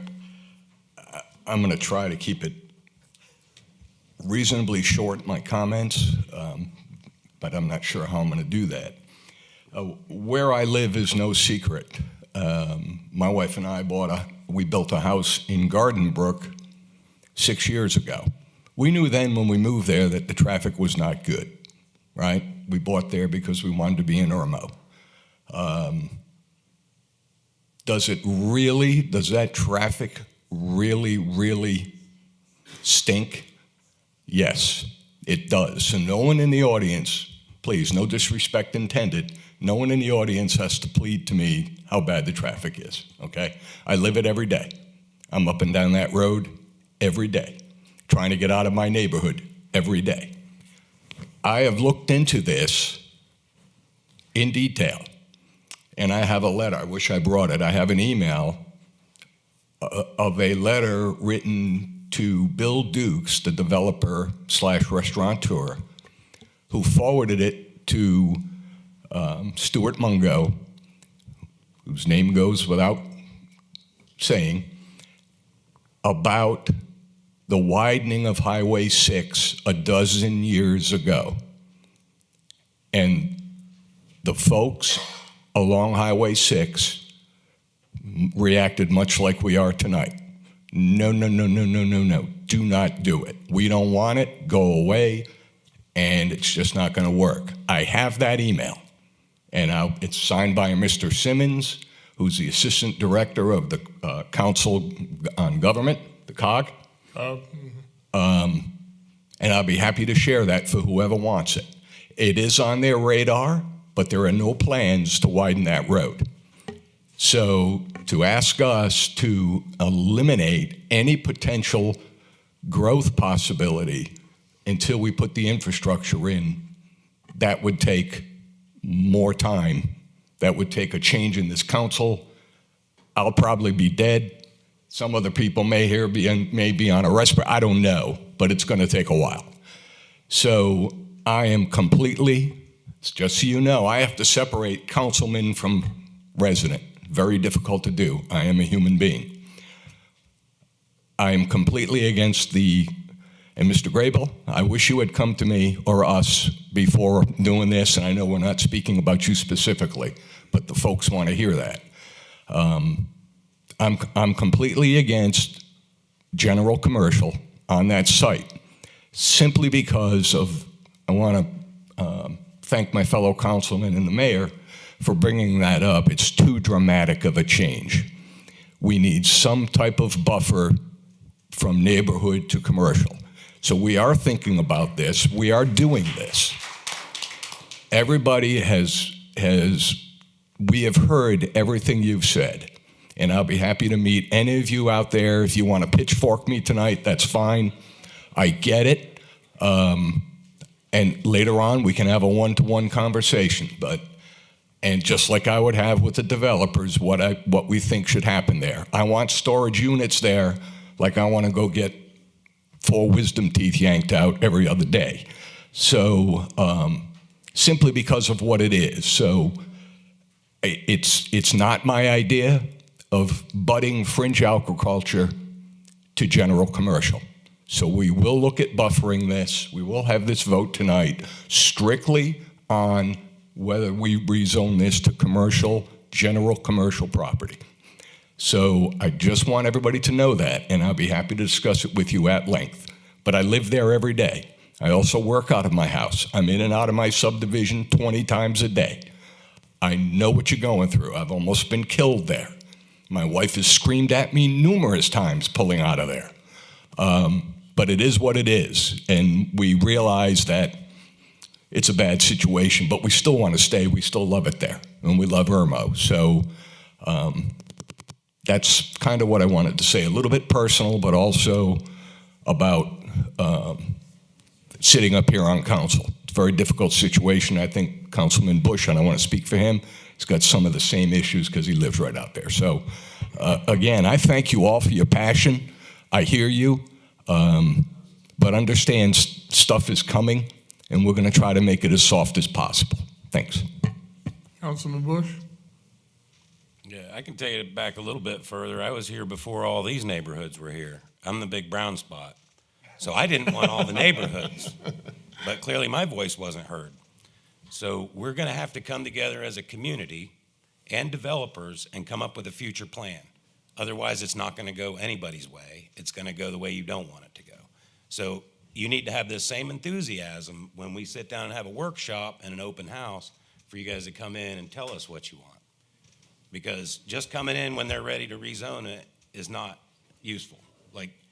So I'm saying we as a council are going to start to, look at how Irmo wants to look and get the community involved. Because we can't keep these are going to keep coming. They're going to keep coming to any land here that's not developed. And we're going to have to make this decision over and over again. And so until we come up with a solid vision of what Irmo wants to look like, which we have a plan, but some of it's not good. So we need to come together and look at what the community wants Irmo to look like over the next decade, for example. So anyway, this is an easy vote for me. The people have spoken, so. Dr. Wallman? I agree with what my fellow council members have said. I'm not in favor of changing this zoning from fringe agricultural to general commercial. And I won't reiterate everything that they've already said. But the other thing that I would like us to do or consider is if this parcel of 30 acres is going to be broken up, to wait to do any rezoning until after it's broken up. So we're specifically rezoning an individual parcel of land. And just to make it very clear what we're doing. But otherwise, again, I agree with everything that Mr. Bush and Mr. Sickinger and Mr. Danielson and Mayor Walker have said already. Okay. And thank y'all for your comments. I hear y'all, and I am in agreement with a lot of things that we've said tonight. But again, I want you to understand, we have the luxury of being one of the few communities in South Carolina that does not have a town tax. And the only way we are accomplishing that is because we are encouraging businesses that want to relocate and start in the town of Irmo. You said many times, every time we come to a council meeting, what are the new businesses opening up? That list is the shortest I've ever seen at this one council member meeting, but we normally have 4 or 5. Kelly, you're absolutely right. Before any of this stuff was going on, you were living over there, shooting your gun, raising chickens, doing the things you do in fringe agricultural, and that's fine. And understand that area, and Bill, you pointed this out, that area, Highway 6, is probably one of the few vacant areas that has vacant land. It will be developed at some point in time for something. If it's in the town limits, hopefully we can have it developed, something that's going to be. A bunch of it is not. Say it again? A bunch of it's not in the town. Yeah, and that's the other point. The majority of highways, we only control about 2 mile stretch, if that. the majority of that is not in the town of Irmo limits. And so when we talk about the development outside the town limits, we don't have any control over it. We only control the stuff that's in the town of Irmo. So, for instance, if somebody went further down towards Valentine and wanted to develop something, I think there's a big house there on the corner that has that 20, 30 acres right there. Somebody bought that out and wanted to build a subdivision there. There's nothing that Irmo can do. You'd be talking to your county council member, which. Mayor, I would let you know also the county's in the midst of doing the entire zone change. Right. They need to be heard on that as well. Yeah, Richland County. Richland County is in the midst of redoing their entire zoning. I would encourage you all to have just as big a voice in that, because like he said, there's a big portion of this that we have no control over. And Richland County is going to zone it however Richland County wants to, and you also have a voice there, so make sure it's heard. So again, and I can tell you, I'd love to annex y'all into the town limits. Courtney has the paperwork right there. He'll be glad to annex y'all in. Y'all can get a voice in this council, but we don't control that. We control what we can control. Eric, you want to say something? Yeah, Dr. Waldman did not want to restate, but I will. A couple of things. Many of you are not in the town limits. So that is something that's really important for you to understand, which means that your closest elected body that you actually have over you is your county council person, whether it's Lexington or Richland. So in fact, I think of the people that spoke tonight, only the Rose Oaks, and correct me if I'm wrong, only the people from Rose Oaks are within the town limits, which means the rest of you are not. That's fine. I still want to hear from you. Don't get me wrong. However, please understand that means, and as all of the other council members have said, growth or change or whatever you want to call it, development is coming to that road. And it is really important that you talk to the people who represent you at the county level. They need to hear from you, where you say, change is going to come, and if you want to have smart growth, they call it smart growth. Smart growth is not just building stuff on a road that can't handle it. And so if that growth is going to come no matter what, whether it's single family, multifamily, storage, it's coming. And if it's coming, the only way that that's ever going to change is if you talk to your state house, state senate, and your county elected officials and tell them, I'm paying tax dollars, put those tax dollars back to where I live. Anybody else? So, last parting thought. If you were talking about doing this buffer zoning into office commercial, I would be in favor of that. I think you might get some more support up here, Mr. Graybill, if you thought about doing that, but I'm not sure how that works once he makes that change. Once he makes this change, if it goes. Okay. Let it go back to planning? Okay. So anyway, that's my last parting thought. Will the clerk read the roll, please, so we can get through? Mr. Bush? Good, we've talked about it so long, I think it's nay. Mr. Danielson? No. Mr. Sickinger? No. Dr. Waldman? No. Mayor Walker? Yes. Okay. Approval of the bids received to improvement of the town park. Of $124,000, I make a motion for approval. Is there a second? I'll second. Mr. Sickinger.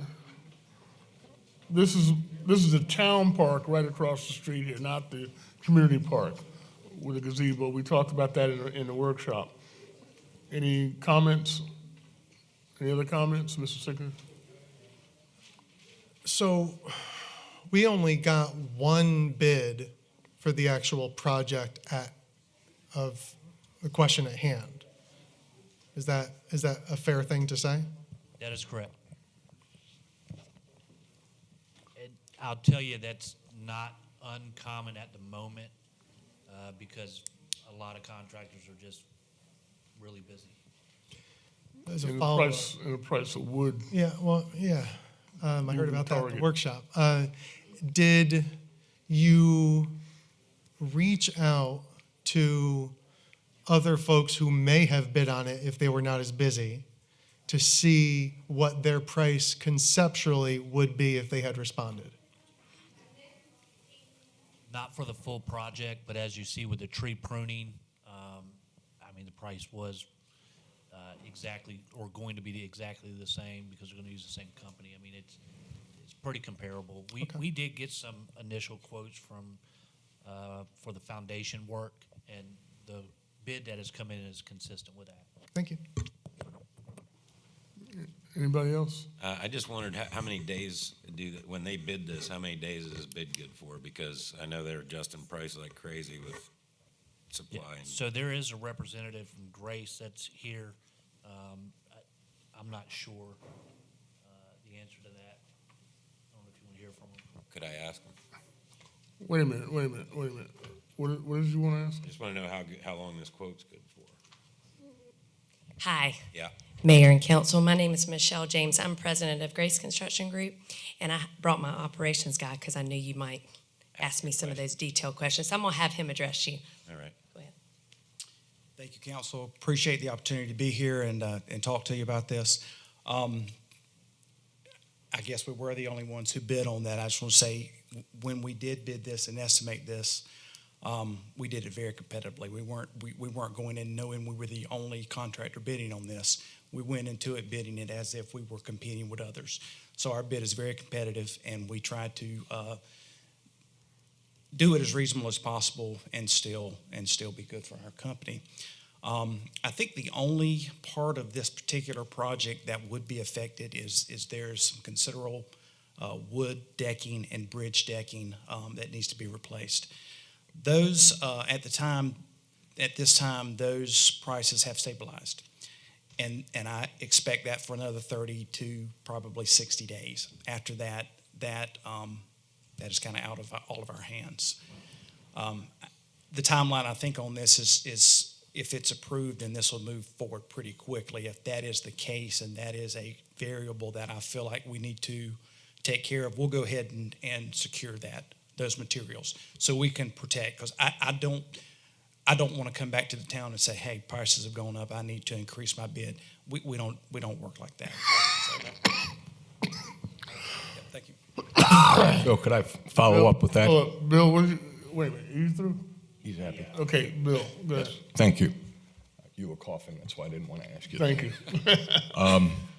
Following right what you're talking about with the cost, and Courtney, you can answer this, I didn't see it. Is there a specific deadline, and are there penalties for violating the deadline? Which would affect us in an inflationary situation with the lumber. We didn't put that in the bid proposal. One of the reasons is we wanted to keep our park open with some rentals that are already on the books. And so they're going to have to, whoever's selected is going to have to work with us around the scheduling. So there's no limitations or penalties in there right now. Just so you know, there's nothing against Grace, that we're being burned as we speak. Gotcha. I'm sure you're aware. I'm not aware. We're not. Yeah. Deforestation problem, but Yeah. Can you use wood from another part of the town to build your decking in this part of town?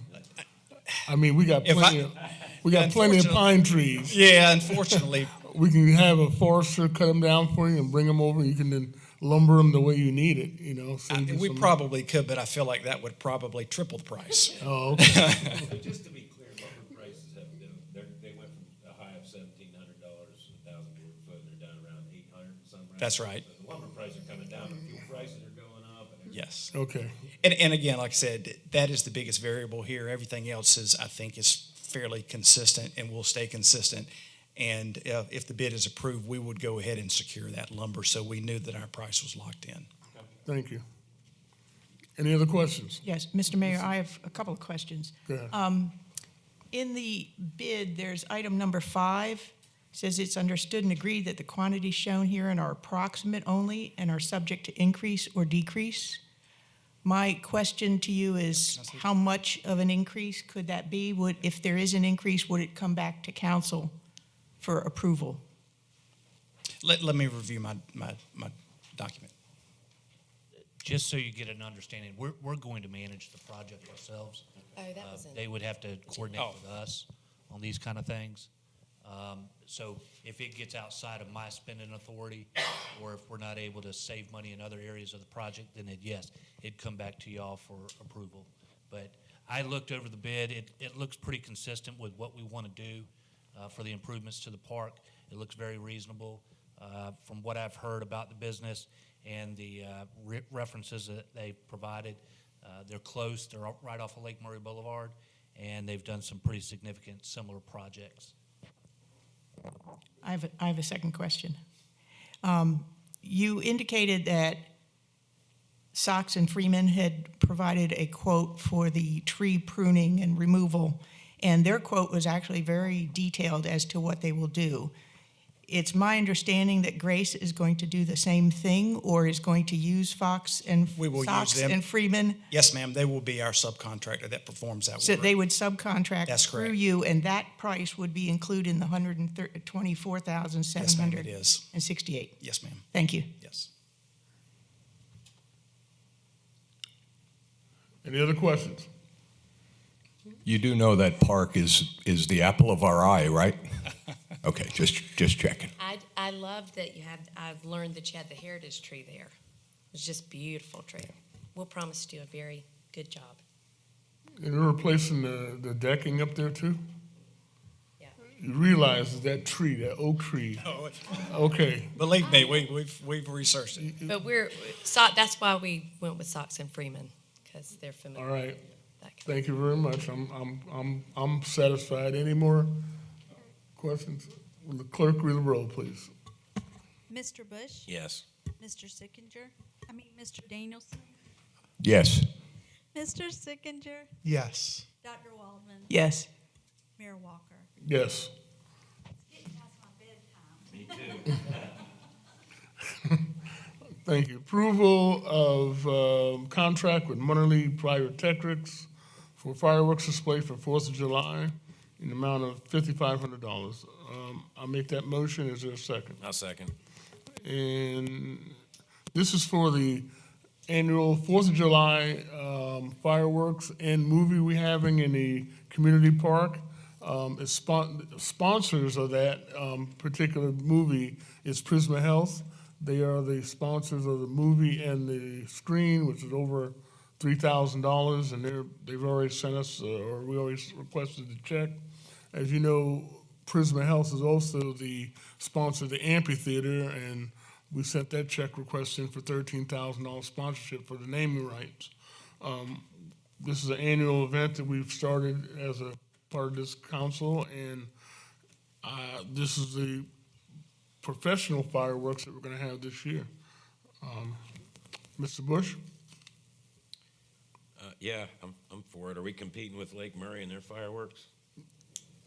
Not competing. I didn't know if it's the same. Is it different? This Saturday, ours is Sunday, yeah. Perfect. Mr. Danielson? Yes, sir, Mr. Mayor. I just want to make it clear that since I voted nay on the breaking of the ordinance to have special fireworks displays on outside of the dates we were supposed to have it, I just don't want everybody throwing emails my way that I'm a hypocrite. But I just want people to know I'm aware of what I'm about to do, but I'm not going to Grinch this thing. So that's right. So I will vote to support this because I'm not the Grinch. Okay. Mr. Sickinger? Question for the town attorney. Are you Grinch? You going to be a Grinch? Have you read this agreement? Yes, sir, Councilman Signature. I have. Administrator Dennis sent it to me a few weeks back. I reviewed it and shared my comments with him about it. There were a few things I thought might be ambiguous about penalties in the case it did not shoot on time and had to be rescheduled. I pointed those out to him. But other than those, and it was a difference between having to pay 30% and 50%. But other than that, I thought it was a pretty fair contract, and I just pointed out those potential ambiguities. Thank you. From your perspective, number 5, the indemnity clause, do you think that that's acceptable based on the scope provided in agreed upon contractual duties and obligations that we agree to hold them harmless and indemnify them? That's the root of my question, because I'm concerned about a fireworks display operator, and we're giving them indemnity and not necessarily having, I don't like indemnity clauses. Certainly, I understand that, Councilman Signature. The operations such as this do pose some unusual risks, but the way he is taking, or the Munnerland's company is taking responsibility for anything caused by their breach of contract or their own negligence, and we're simply agreeing to indemnify them for any claims made against them for things that are outside of a breach of their contract or their negligence. Okay, thank you. Yes, sir. Okay, I'm sorry. Mr. Mayor. Go ahead. So when these fireworks are shot off and a house in Old Friars Gate burns down as a result, who's fixing it? Well, it depends on why the house caught on fire. Councilman Danielson, if it was an errant shot, if it was caused by some employee of the contractor aiming the cannon the wrong way, then it would be Munnerland. But they have a zone that they have to, their fires, I believe it's called a shoot zone, shoot zone. And it's a wide zone for these types. And this company does the fireworks for the Fireflies, and they're very good at what they do. This is professional fireworks as opposed to me sending Whit out there with some stuff with a cigar, a can of gasoline. We just have to ask the questions, Mr. Mayor. No problem. I just want to make sure you know this is not us doing it. It's a professional company. Dr. Waldman? Yes, I just have one technical point I'd like to point out, and that is if we actually approve this contract tonight, that we correct the date from July 2nd to July 3rd. And it's in several places in the contract as July 2nd. Yep, so the approval, we would make that correction. I already have an email from them clearing this up, but we originally spoke to them about a Saturday date. That's when we learned that Saturday was when they're shooting fireworks down at the lake, so we've moved it to Sunday. That was my secondary concern, was that they may be available on the 2nd, but not on the 3rd. They are available on the 3rd. Anything else? Will the clerk read the roll, please? Mr. Bush? Yes. Mr. Danielson? Yes. Mr. Signature? Yes. Dr. Waldman? Yes. And Mayor Walker? Yes. Approval of Exhibit A, solid waste. All right. This is, make a motion for approval. Is there a second? I'll second. All right. Mr. Reeves is here tonight from the waste company that we use, and as you know, the price of everything has gone up, especially diesel fuel, and he's done a great job of servicing the town. I think our complaints are at a minimal.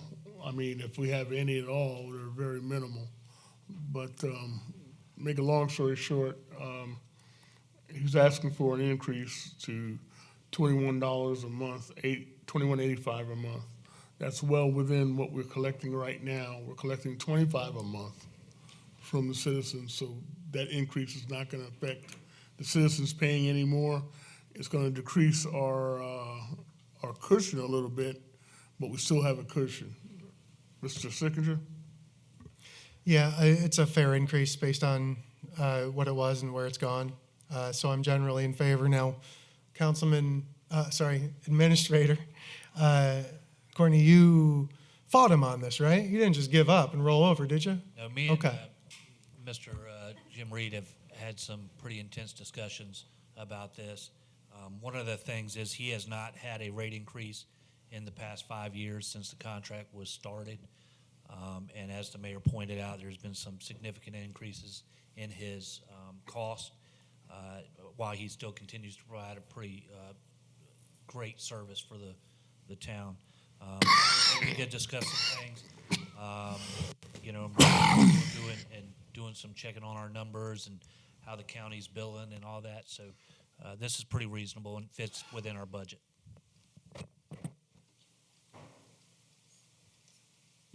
Anybody else? Mr. Bush? Mrs. Dr. Wallman? Yeah, I have a question about the curbside bulk pickup. Item number 4, that the resident is responsible for the $25 fee and paid directly to the contractor. How is that fee charged to the resident? If there is a bulk item pickup, so a couch, a basketball goal, something that does not fit in their 95-gallon can, they would contact Tyler direct and arrange payment with them direct for $25. They would take care of that before they would put them on the route to be picked up. I just have another comment about that section, the residential curbside bulk item collection and waste preparation and limitation, that the items listed in there would be very good if we could somehow prominently put that information on our website for residents to know, because there were a few things in there that I wasn't totally aware of, like the limit to what they will pick up in terms of refrigerators or freezers or microwaves and that sort of thing. Sure, we can add that in our new website. Mr. Bush? I can't help but drag this out a little bit further. I see we've got fixed pricing on 2 until July 1st, 2023. And then they're going to use consumer price index to bump it up after that. And that's on an annualized, annual basis and the only thing I'm concerned with is, I anticipate the CPI is going to go up considerably. So how does that work exactly? Will they use the price adjustment? They don't have a date on the price adjustment, so will they use 2023's CPI? The past 12 months. Past 12 months, all right. Okay. Anybody else? Clerk, read the roll. Mr. Bush. Yay. Mr. Daniels. Yes. Mr. Sickinger. Yes. Dr. Waldman. Yes. And Mayor Walker. Yes. Approval to update the 2022 council meeting calendar workshop start times, 6 p.m. Is there a motion for approval? So moved. Second? Second. Eric? This allows us, the workshops are more informal. This allows us to get in, have our conversations, and if it goes long, we're not here till 10:30 or 9 o'clock, sorry. My eyesight. So I'm in favor. Okay, Bill? Yeah, I was pushing for this, and Eric jumped on board. So, mostly because of your work conflicts. I mean, that's what was it about. And I think it's important because I think some of these work sessions we're going to really do some heavy lifting here, and we've got to get some work done. So it gives us more time to stay awake and alert. Personally. Okay, Mr. Bush? Have we considered starting at noon based on how some of these meetings have been going lately? Really? I'm in favor. Mr. Dr. Wallman? I'm in favor of starting at 6. That makes sense. Okay. Now you realize that starting at 6 doesn't mean we're going to end at 7, right? I mean, it just gives us another hour of daylight, potential daylight to talk. I mean, I'm saying it may continue to go until 9, 10 o'clock if we get into it, especially if Eric starts rambling about something that he's passionate about, all right, fine. Will the clerk read the roll to adjust our time, please? Mr. Bush. Yes. Mr. Daniels. Yes. Mr. Sickinger. Yes. Dr. Waldman. Yes. And Mayor Walker. Yes. And please make sure you let me know. This will start next month. So let me know what time I need to be here. so I don't remember. I don't come at 7 o'clock, I'm supposed to be here at 6. Presentation by citizens, is that it? Right. Anybody who stayed through all of this, thank you very much. We appreciate you doing so. If you have anything you wanted to bring up to council, anything at all, it doesn't have to be agenda items, anything you want us to know about, please come to the podium, give us your name and your address and address council. Anybody? Nobody wants to talk. All right. Discussion item. We have a small discussion item about our survey from the bus survey that Dr. Wallman and Eric Signature put out. We have the results, and I know it's a little premature, but we only have a couple of days left. In our workshop, we said we give it another week, and we certainly gave it 2 weeks. I'd like to start with saying that we have the results. I'd like to make them official. Do you have that printed? Is it on the, no, but I mean, is it on there? So people can see it? Okay. All right, no problem. From what I'm seeing, a result of the survey, it looks like clearly half of the town says, nope, bad idea, we don't like it. The other half says it's important to help to reduce pollution, and it might be something nice to have. So it's about 50-50. If the Comet bus service, first of all, we already have Comet bus service in Irmo. What this survey was addressing was, did you want to expand it to other areas in Irmo? The Comet bus service, if it were expanded into the Irmo, we had 641 responses as of today, and clearly 60% said that they wouldn't use it. They don't like the idea. The other 30% said that it wouldn't matter to them. They would use it maybe. Some of them would use it. Someone said, I wouldn't use it, but I like the idea. So clearly the majority of people don't think that expanding it to other areas in Irmo was a good idea. What was interesting, though, is that if the Comet expanded service into Irmo, and which of these routes would they prefer to use? We had several proposed routes on the map that was put out with the survey, and the majority of people said that nobody, although they may be in favor of expanding the bus service throughout Irmo, none of them would use it. Clearly, 54% of the people that responded said they wouldn't even use it. That's because I guess we're just used to our automobiles. And 70% people said that which routes would you most frequently use? 641 responses. 70% said none of them, none of the above. And then they asked some questions about where you live. Clearly, half the respondents, half of the 641 responses claim to live in the town limits of Irmo. So there's the results. Is there any other comments? Anybody? Eric, you had some comments from Facebook, I'm sure. Yeah, oh gosh, yeah. A couple anyway. I guess the one thing I will say is that I think people misunderstood what we were trying to do, which I think it was Councilman Bush who said, let's put out a survey. And that's a great idea. And the survey was intended to find out how people felt. Now, of course, they're going to let me know how they feel on Facebook anyway, even if I didn't ask. But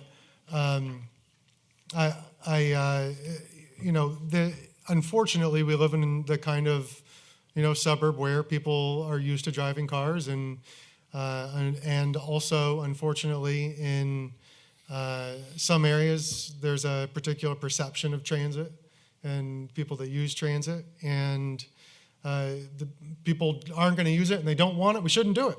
It's that simple. I agree. Mr. Dennison?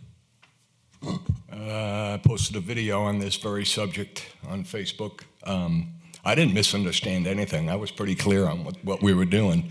and wasn't hipped up on it from the beginning, but I'm not going to go into all of that. So I think the folks have spoken.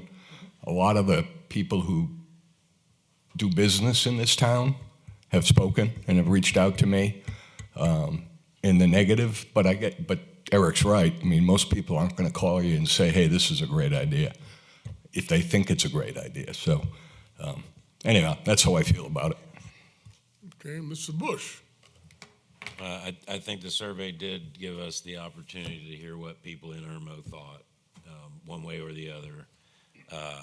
I'm not for or against buses, and I would imagine if the economy keeps doing what it is and we keep running out of fuel and they got to bag fuel pumps, that at some point people might actually want buses here, at which point they're going to cry out and ask for them. Anyway, that's where I stand. Dr. Wallman?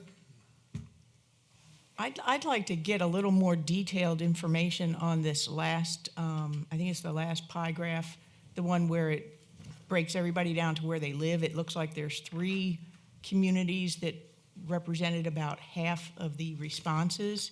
And it's not clear to me from the color codes which communities they are, because like there's 2 different greens.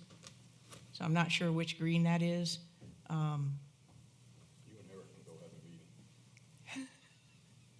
But I'd like to see what those responses were in terms of whether they were for or against. If there's a subpopulation of residents in town that could benefit and would want bus service, then that's something else that we might consider looking further at, as opposed to looking at the whole picture and, you know, looking at the 50-50. If there's a specific neighborhood, a specific route that would be beneficial to a group of people, then maybe that's something worth pursuing further. Dr. Wallman, we have bus service in our neighborhood in Arches Court. According to the survey, green, if that's the color green that I'm interpreting, that's Arches Court. No, that's cold. That looks like Coldstream to me. I don't know. I'm saying that. How do you know? It looks like Arches Court to me. No, that's a darker green. Is that a Bahama green? Is that Bahama green or is that a turquoise green? No, The dark, Archer's Court is the dark green on the left-hand side. Okay. So I just want to be clear, Mr. Mayor, we've had this survey and we've got negative results and we still want to beat this horse to death. We're not beating it to death. So I'm just pointing out that we have bus service in Irmo. And I'm not saying we're beating anything. The question is, I think Dr. Wallman is asking, where did these survey come from? Do we have the ability, Amia, to determine that? Can you print that page or print that results up and send it to us? All right. So that will answer Dr. So you're Wallman. aware, Mr. Mayor, this was a Google survey, and it doesn't collect a lot of analytics. Pretty much what you see on paper is what you're going to get. I don't think it can take a correlation between how somebody responded on one question and correlate it to another question within the survey. I don't know if you're going to be able to get that deep in the numbers. But you can, on the live view, we can see the different colors and it'll highlight the number of responses and what percentage it is for that particular pie graph. But I don't know if it'll tell you, like, New Friarsgate residents responded another way in another question, if that makes sense. I think that's a paywall on Google. You can get those analytics, but it's not a free survey anymore. Okay. Anything else? Well, this is are we consider this thing done now? Does anybody else want to continue this? Or we consider this a done deal? We got our answer? Mm-hmm. All right. Then this will be public information. If anybody wants to look at it, we can certainly give this to you. Once we close it out, we'll print out the responses, and we'll keep that in file for FOIA reading. Okay, great. Thank you very much. And that's all I wanted to do. I want to make sure we get that out. There is no executive session. I do want to make my statement. No one should ever leave Town Hall feeling defeated. There's always something we can do that can be done to help you. And that's the motto that I work under, and that's the motto I think that the majority of council work under. Thank you very much. Is there a motion for adjournment? There is. This motion is a second. Second. Second. All in favor, say aye. Aye. Meeting is adjourned. Thank you very much. I did. He did. He seconded, and we voted unanimously. Okay. Thank you. Hey, here's the list of everybody who spoke too, by the way.